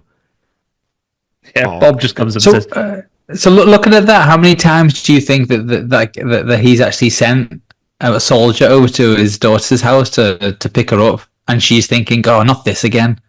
He's always panicking over every little thing that happens in the world, and so she thinks her father's overreacting to everything. She's like, "Well, I'll just go on my holiday anyway." I'm going to a holiday at the side of the road. Nothing is going to destroy that holiday at the side of the road. You remember that time that KFC ran out of chicken and this whole country almost melted down? He sent someone round to a house that day. He was like, "Look, I did manage to requisition a couple of chickens, so come and stay in the bunker for a little bit, just until the colonel, who I work with, gets it sorted out." So maybe that's why she's sick of it. Yeah. We've even got gravinaise, that little limited run of gravy and mayonnaise we did at the same time. Oh, bloody hell. Yeah, now you're talking. Jesus. Yeah. And she's gone. But she wasn't into it, so now when he comes around this time, she says, "No, you're the general that cried bloody wolf, mate. I'm not interrupting my holidays. Even though I'm late this evening because I was having a swim." Can you imagine? Arguably a nicer place to have a holiday than where we go. I know. Why would you leave that house? I would just be getting drunk at the poolside, just swimming all day, having a barbecue. It's one of those things. They live there, so it's not the same. They're sick of it. Same old thing, same four walls. Yeah, you know what I don't get to do? Sit by the road. They're those people that have so much money that they need to go and slum it every so often just to make them feel alive again. I see. That's the kind of people they are. That's the kind of people they are. So if anything, I want to say they deserve it. They deserve what's coming to them. They deserve a harpoon through the stomach. Yeah. I mean, we may as well go through that because we jump through a little bit, and obviously, as the course of the film actually goes, we see people come and go. But what happens is that they choose to evade the army man, but don't worry, he doesn't have to be embarrassed because he is immediately killed moments after they've escaped. Death by or embarrassment, which is yeah, the worst. you get strangled with a bit of rope that one of the baddies has got with them. And you think that they're going to get them, but no, they immediately drive off. They drive off oblivious as well, don't they? Yeah, they've got their cassette on. They're listening to the home album of the all that music program that was on earlier. They've driven off on their holidays, and then they go and park up by the side of the road. Think, oh bloody hell! There's something on the radio about staying in there, going in the house, or going to somewhere safe and let the military look after you. Oh, that sounds like a load of toss. Turn that off. And the wife literally says, "I'm not having my holiday ruined by whatever is going on here."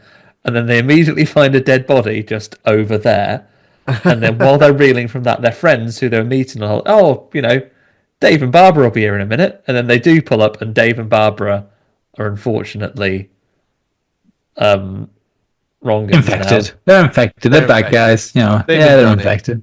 I love how this goes. And how I don't know where they got the weapons from, or why they had those weapons. They had them in the car because they were planning to go fishing at some point, maybe later in the holiday. Literally, we're about to go whaling, and and they do you reckon the zombies, well, the ghouls we know are able to process like cognitive thought because they sneak into the military base by all turning up in a car?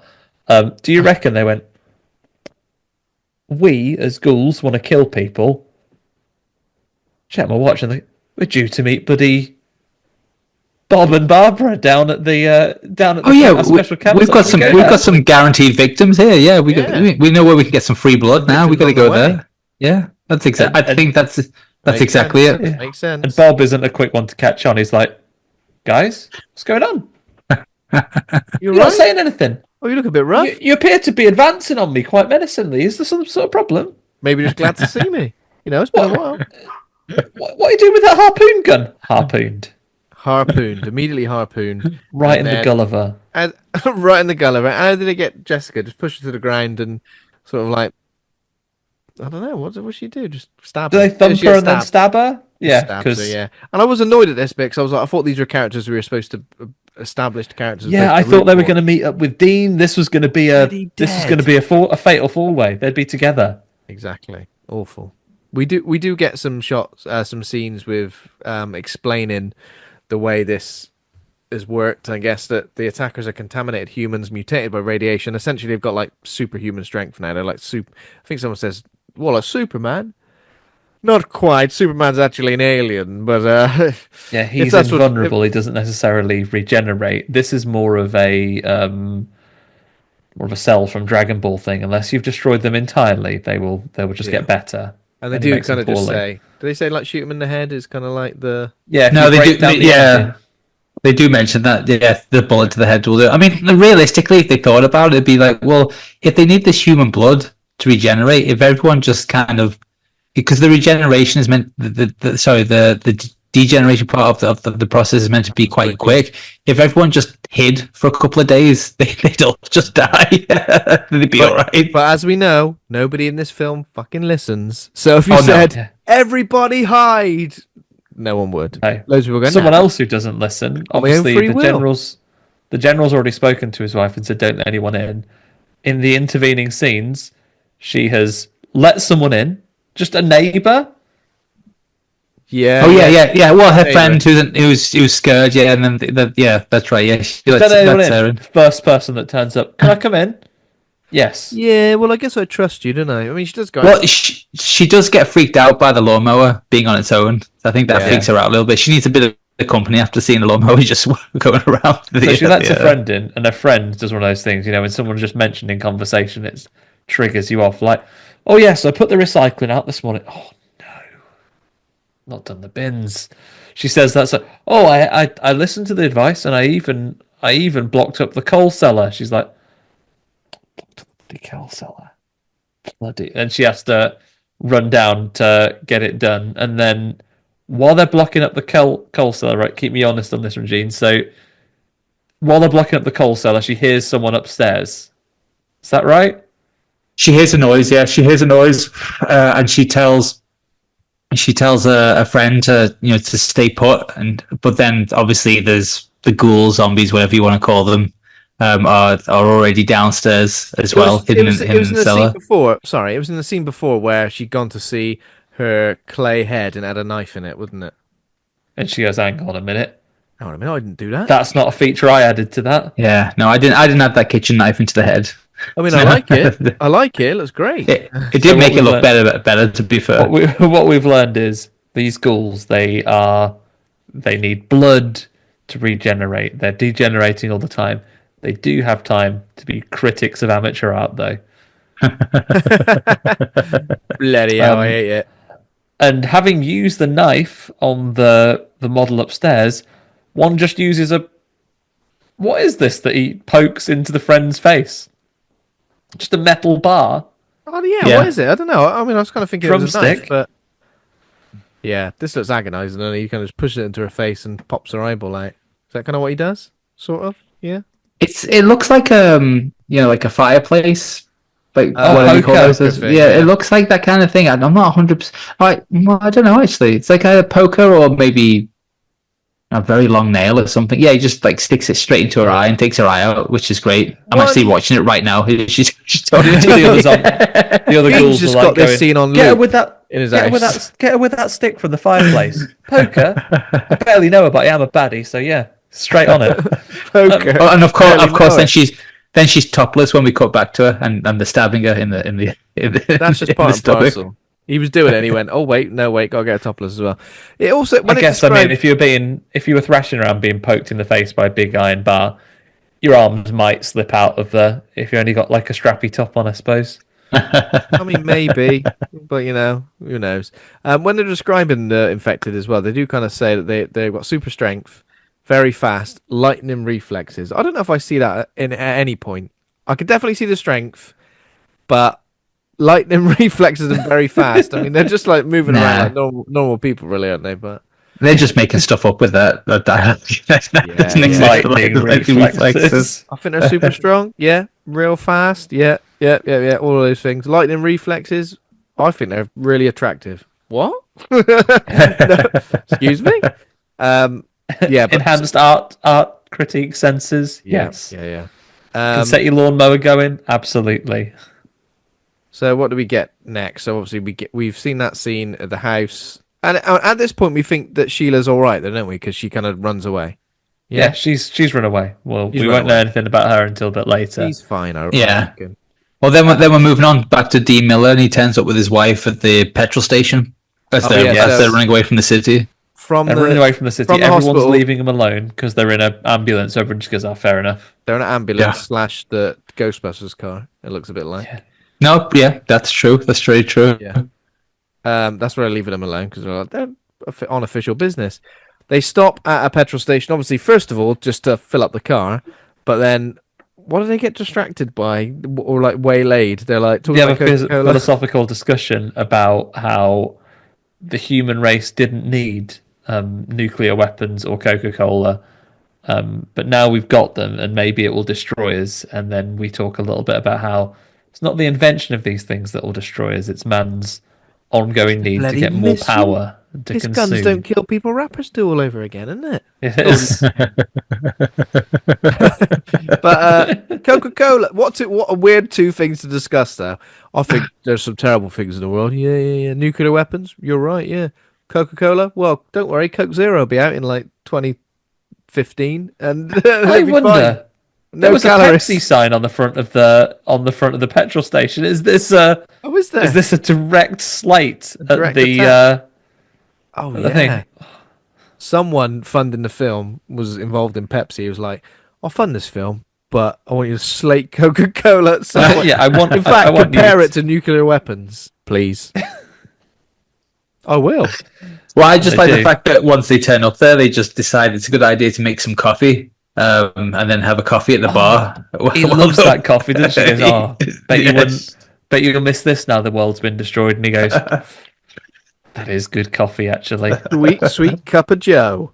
Because that won't exist now. And maybe that's why they get waylaid, because they go to stock up on loads of bottles of milk from the fridge so they can continue to have a nice coffee in their new life on the road.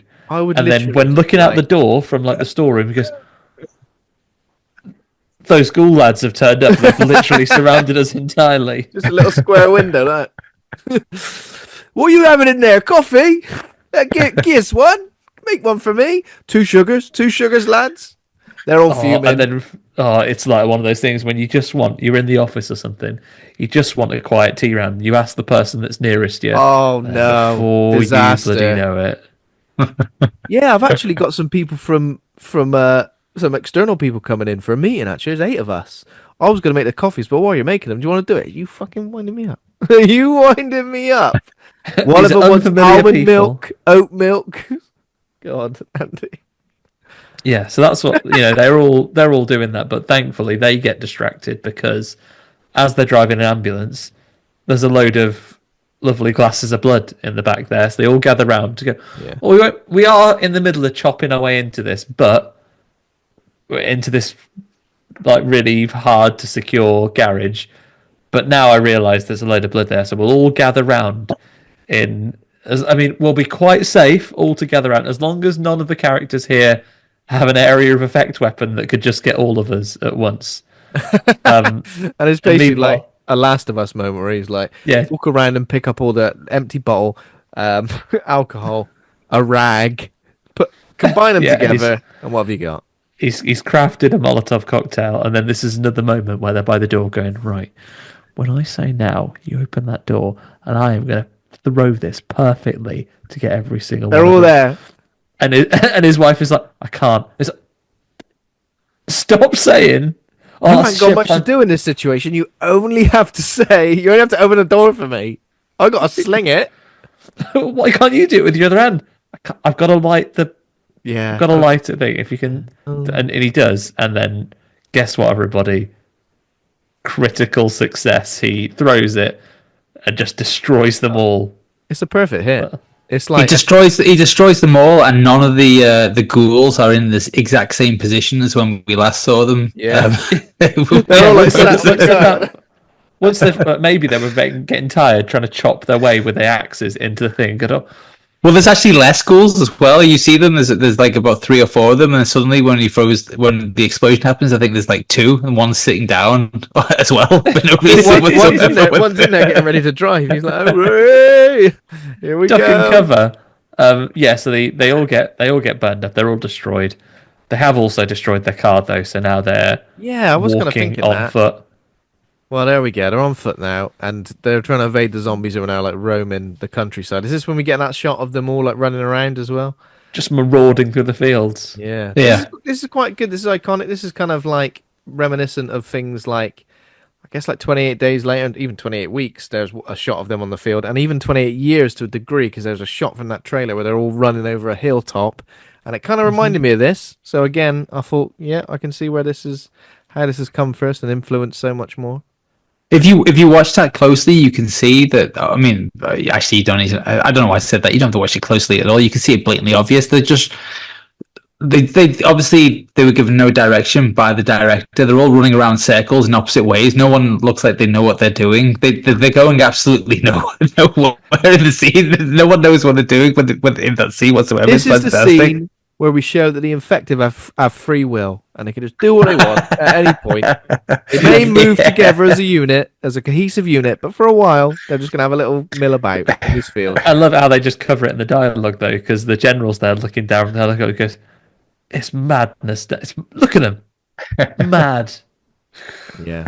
How could you get beat? How could you get beat by this lot? How could you allow you've got military, you've got, all these things, and you're getting beat by this bunch of chancers. Just on this bit though, I know this is slightly out of order maybe, but Gene, maybe you can describe to me, because they have another plan F.2 or whatever it is that they're looking at, and it would involve them a gas that will work, that's going to be fired from the thing, but they've got no planes.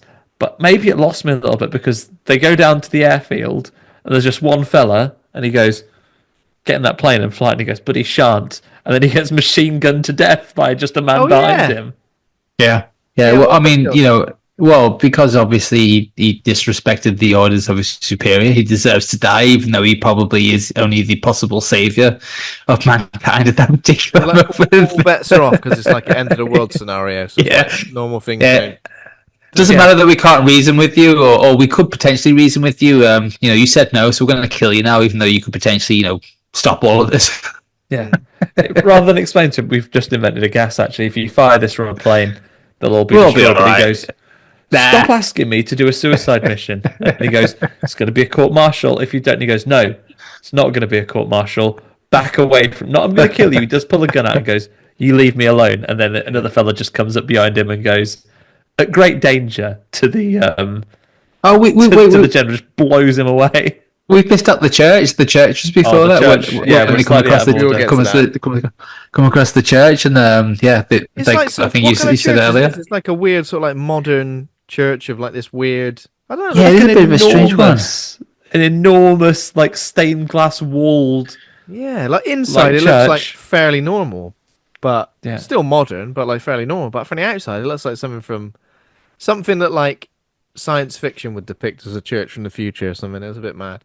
But yeah, there's a priest. There's always a priest in these films, isn't there? You think, oh, that's all right, hopefully. So you're going to say there's always a priest in a church, isn't there? Yeah.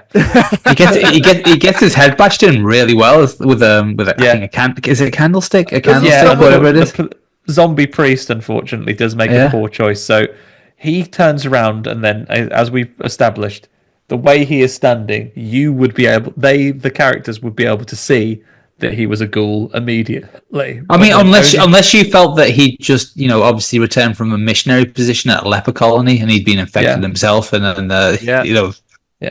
would be the rationale behind it. But she theorizes that if they're vampires, which they might be, they're not allowed in the house of God. Actually, they're not welcome. Of course, yeah. What a great theory! Put that to the test. Yeah. And as soon as they get in there, they find out the priest is one of them, and he immediately, maybe an error of judgment here, of all the weapons available, he picks just a big candle. A big old candle. Like, can you imagine him in like Home Bargains or something in the candle aisle? He'd be going straight for the biggest, thickest, girthiest candle, and he'd be. Thank goodness he's gone to Home Bargains. Imagine if he went into like a Yankee candle shop. Oh God. Well, I imagine he was probably just playing Cluedo before the movie started. So, the priest in the modern church with a candlestick. Are we supposed to think that he's just been there waiting for someone to turn up so he can kill him? He's like, I want to get involved. I want to get involved in murdering people, but no one's even turned up to my church. Oh, there we go. The main character. Maybe he's thinking of the long game, like the people that turned up to the holiday camp. We don't know ever at any point what day of the week it is. We know it was the general's day off. So maybe it's a Saturday, and he's thinking, tomorrow morning, loads of people are going to come here. It's family service. Everyone's everyone's going to turn up, and you wait. I'm going to bludgeon them all to death. Yeah, I'm going to just stand by the front door with a candle like that, and as they all walk in, bonk them all on the head. Yeah. But unfortunately, candlestick is not as effective as a weapon as candle is not as effective weapon as candlestick, and then. And then Dean just absolutely bludgeons him. Yeah. Bloody hell. Absolutely bludgeoned to death. Anna is quite upset by this after they run out of the field. She is. Can't believe and again, he's got no... Just forget about that priest that I killed, will you? She goes, all right, I will forget about him. Forget about him forever. And storms off. I've always wanted to kill a priest, is what he said. Finally, I get the chance. Can't you just be happy for me this once? After this, after all the stuff at the base with the pilots, as we said, Major Holmes, he flies to his house to rescue his wife. It's about buddy time.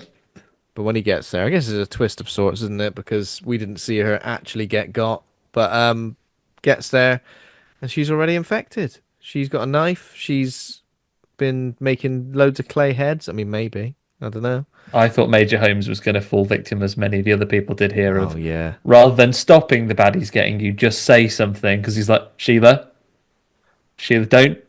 Then he does, just blows her head off. So yeah, I suppose that's why he's a military man, making those tough decisions. There's a great. I mean, when she there's a shot from the back of her where her head gets blown up, which is kind of pretty cool, actually. Blows the back of her head out. It's wicked. It's really good. A panel of her head comes out the back. Isn't it?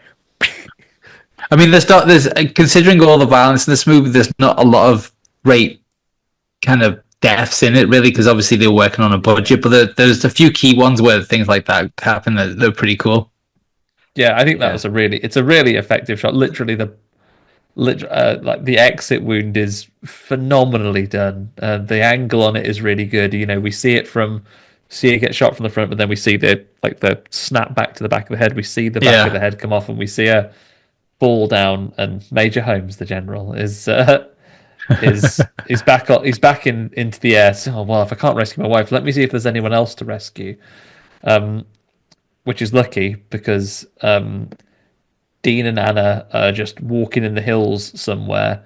They have a little bit of an argument. Oh, it's pointless, isn't it? We're going to be killed. And he goes, no, not necessarily. And then they immediately are set upon once again by a horde of... no, they're not. They sneak quietly to a fun fair. They do. I love the fact as well that it's a typical kind of... I mean, not even just Italian movies, movie fashion. It's the fact that Hugo Stiglitz knows how to use a rifle, knows, how to work grenades and everything. Oh my god! And he needs to survive so accurately. As you said, the most capable television reporter. Like he might have been reporting on from war zones or something. Yeah, he might have done war Don't zones. know what he's been Clive through. Myrie. I was like, where's he getting these grenades from? He was lobbing them like they were no one's business. Like they were just in his pockets. You see him find one on the floor, but he must have just been... He must have picked up one. It was like, on his HUD underneath is like, grenades, 10. Grenade. Yeah, it just kept every 10 seconds, just it reformed in his hand. Yeah, he was absolutely lobbing them, wasn't he? Yeah, so they're at I love the bit of like slightly false tension that we get here where they go, there's a jeep over there. We could use that to escape. He's like, right, Anna, wait here until I call. When I call you, you run over to the jeep and you get in it straight away. The jeep is about 10 meters away. Yeah. So he leaves her just over there while he goes over to the jeep and then shoots over her head at the first of the approaching ghouls. They get set upon, and as you say, they're wazzing grenades. They're running up there.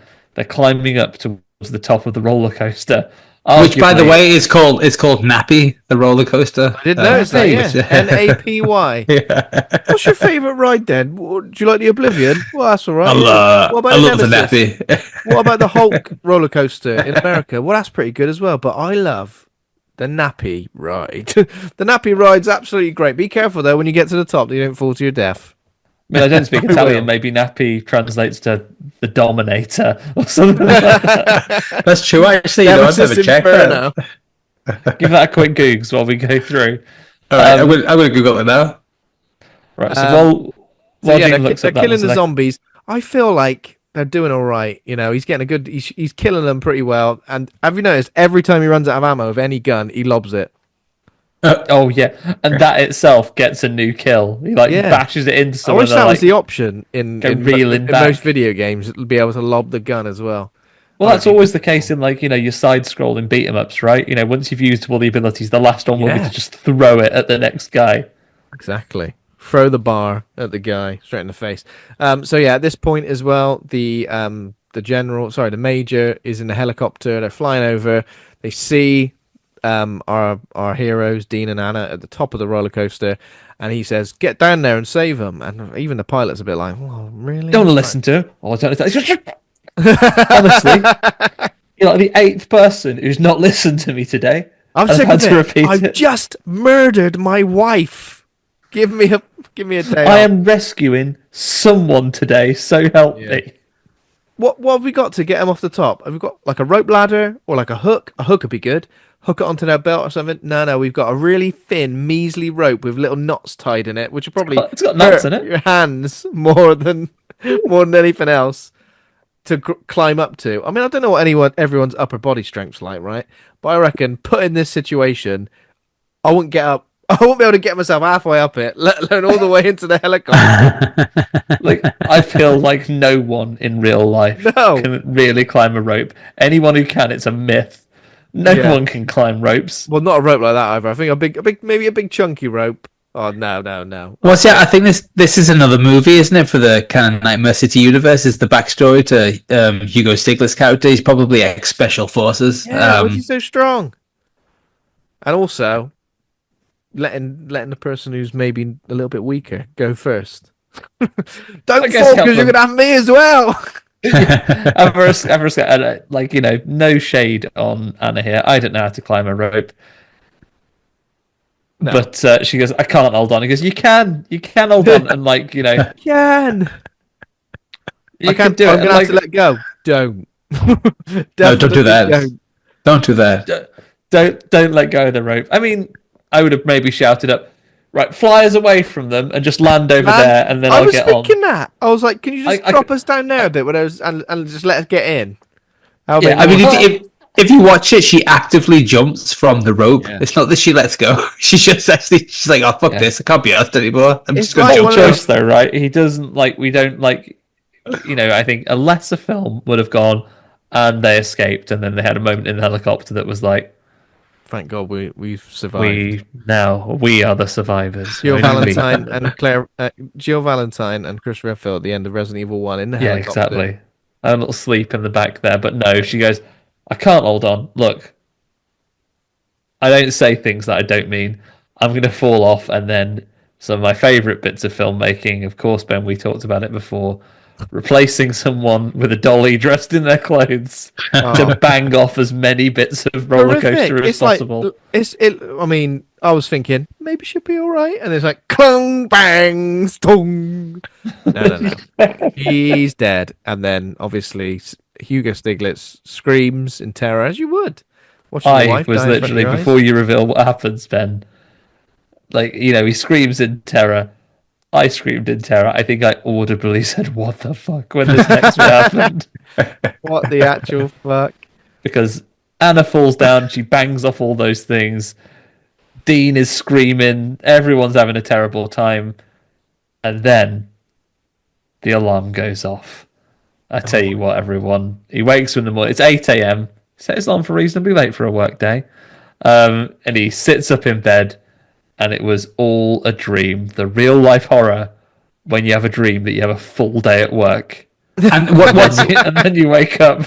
What's bizarre is that he dreamt about completely other people that had nothing to do with him. Like, there are situations that you would never even dream about in your dream. He had whole different storylines that would not be included in anyone's dream. Are you dreaming subplots again, Dean? Yeah, I suppose, right? Are you dreaming that bit about Coca-Cola again? Yeah, I ate it. I dreamed of having a coffee. I dreamed about throwing those bombs perfectly. I dreamed, as Gene says, about a major that I didn't meet till the very end. I dreamed about having a nice sex scene with his wife. Yeah, exactly. His wife having sex scenes with his wife. His wife and his wife's neighbor's friend dying. There's all these little subplots. He's a pervert because he's like, oh no, everyone's tits are coming out in my dream. Oh no. I'm perfect at throwing grenades. This is my nightmare city. It's obvious his wife has been talking a lot about her work because he's dreaming about her patients and like the things that they're complaining about as well. Said, oh, there's a boy in my hospital always banging on about not playing football. He's fine. He's fine. Just go and see him now. It'll be fine. And so not only was it all a dream, there's nothing wrong with his legs. Not only was it all a dream, but it's also the start of that day, and this terrible thing's still happening. The wheels are in motion. It doesn't seem like Dean is using that to his, like, in any way, like, to the best of his ability. He is literally just going about the day again. Well, I suppose I better just go to my job, and the plane's landing. Oh, what's going to happen here then? God's sake, Dean! And then the doors to the plane open, and then we go to credits. Maybe, for all we know, maybe Dean has said to the police, the military police, be careful, lads. Careful there. just one word to watch out, because, you know, you guys want to be in a good position. If that's full of, for example, ghouls, you want to be able to shoot. Don't have someone stand right there. And there we go. And then there's some words appear on the screen which says the nightmare becomes reality. So there we go. You're never ever escaping this constant loop. It's Groundhog Day, but with infected, radiation poisoned people. So here's two things about the script. Apparently, they didn't know how to end it, so that's why they came up with the it was all just a dream. And apparently, also the original script that Umberto Lenzi was given was only 40 pages long. Oh wow! And he had to adapt it into a feature-length screenplay, so he just added a bunch of stuff to it as well. There we go. What a legend! How would you have ended it if you couldn't have reset them in a dream? How would I have ended it? Oh gosh. Okay, so she falls to her death, and then I imagine Hugo Stiglitz would have got into the chopper, probably grabbed some more guns, demanded that they land the chopper, and then just go on a suicide mission to kill them all, and just ended, with guns blazing towards the camera, and then probably would have freeze framed on his face with some nice muzzle flashes towards him, and still had the nightmare becomes a reality for no reason, and not showing it as a nightmare, but we just want to see the movie. It sounds like you've definitely been watching a lot of Chuck Norris, where you've just ended that film. And then it just ends with Hugo Stiglitz goes, you know what, actually, I am military trained, ripped off his shirt, and just gets two machine guns, one in each hand. Yeah, just Rambos him. I'd have maybe gone not even getting up to the helicopter and getting some more weapons. I'd have just been tapping his elbow and just diving down after an elbow drop. Yeah, big old elbow smashed drop. them all. Can we go and check if my wife's alive? I'm pretty sure she's dead. I saw her fall and just horrifically. Yeah, but you never know. She literally, there is not a strut on that roller coaster that she did not hit. She didn't hit. She should have missed some accidentally, but she got every single one. I think she only had a concussion. I think she would have been fine. Yeah, a concussion. That's right. She is a doctor. She could set those bones herself. Yeah, she'd be all right. She's probably got a defibrillator. I can't even say the word defibrillator. Someone else say the word for me. I can't say that word. That one. She's probably got. She's got one in her pocket. She should just revive herself. She'll be all right. Yeah. I'd be like, oh, I like that yellow Macintosh she was wearing as well. Gutted. That Mac is actually pretty sweet that she's wearing. Actually, I wouldn't mind one of those. Probably be better than the one I've got. But then again, when you're running away from the undead or whatever they are, you're standing out like a sore thumb. Don't want to stand out. Right, okay. That's the end. That's Nightmare City. What a wild ride that was. Andy, have you got any name game or any other sort of trivia going on? I mean, I can come up with some quickly if you like. Nightmare is a hard one to rhyme. I've not got any, so we can talk about some trivia if you want, if that's better. Oh, go on. You got some. I feel like Gene's already given us enough trivia though, hasn't he? So yeah, the film's abrupt twist ending was because the filmmakers couldn't think of a reasonable way to end the story that would exceed their already limited budget. So I'm assuming that they used just old footage as well, like footage they'd already shot of that particular moment and just repurposed it for the ending, right? I mean, it's possible. I don't particularly know. That's a question I'd actually like to. I mean, unfortunately, I think Umberto Lenzi is not alive anymore, so we can't ask him. And but Hugo Stiglitz may know the answer to that. But until he answers my emails, I don't know. Come on, Hugo. Now you said about a lot of on-screen victims. Could you venture a guess at how many there are in terms of body count? Oh in this film? Gosh, there's got to be like. I don't know. I'm going to say it's got to be at least over 150. There's got to be. Andy, would you like to elaborate on 150? Would you like to go higher or lower than 150? I'm going to go. You know what? I'm going to go slightly lower and say 89. Oh, that's not just slightly lower. That's like half lower. The actual body count, apparently, according to IMDb trivia, is 160 on-screen victims. So for Gene, as a man who's possibly seen this film 100 times, being only 10 off in your guess is pretty good going for me, I would say. Shows every watch has been well spent. 160, bloody hell. What scene has probably got the most people dying in it? I guess it's got to be the end, isn't it? Because I guess people are getting absolutely blown to bits. Yeah. Oh gosh, yeah. I can't be affected as victims.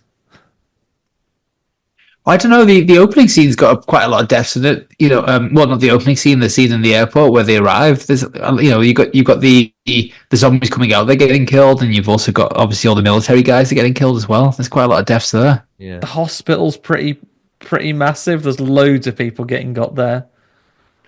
So the actor Hugo Stiglitz, his name is used as a character name in a film of a very famous director, someone you've actually already mentioned. Do you know That's true. Inglorious Bastards, yeah, that's right. It's the German soldier that they rescue, or whatever, get them to help. They break out of prison. Till Schweiger's character name in Inglorious Bastards, Hugo Stiglitz.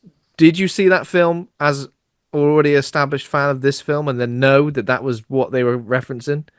I first saw Nightmare City in 1995 when I bought it on VHS in the Netherlands.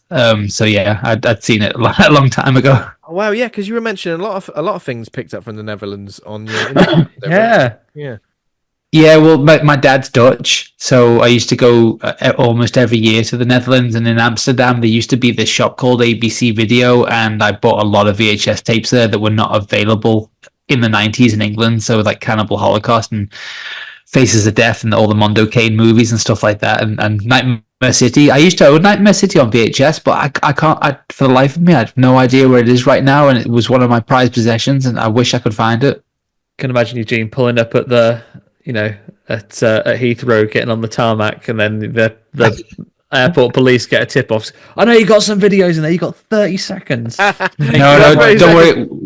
We never flew there. We always drove there over the Eurotunnel with the car, so you could smuggle things back in the car quite easily. Yes. There we go. That's the way to do it. Okay, so what we've got to do is rate the movie. I feel like I know where you're going to go, Gene, but it's 100 out of 10. So A to F, pluses and minuses allowed. Rate good or rate bad. Are you going for the very top rating? It's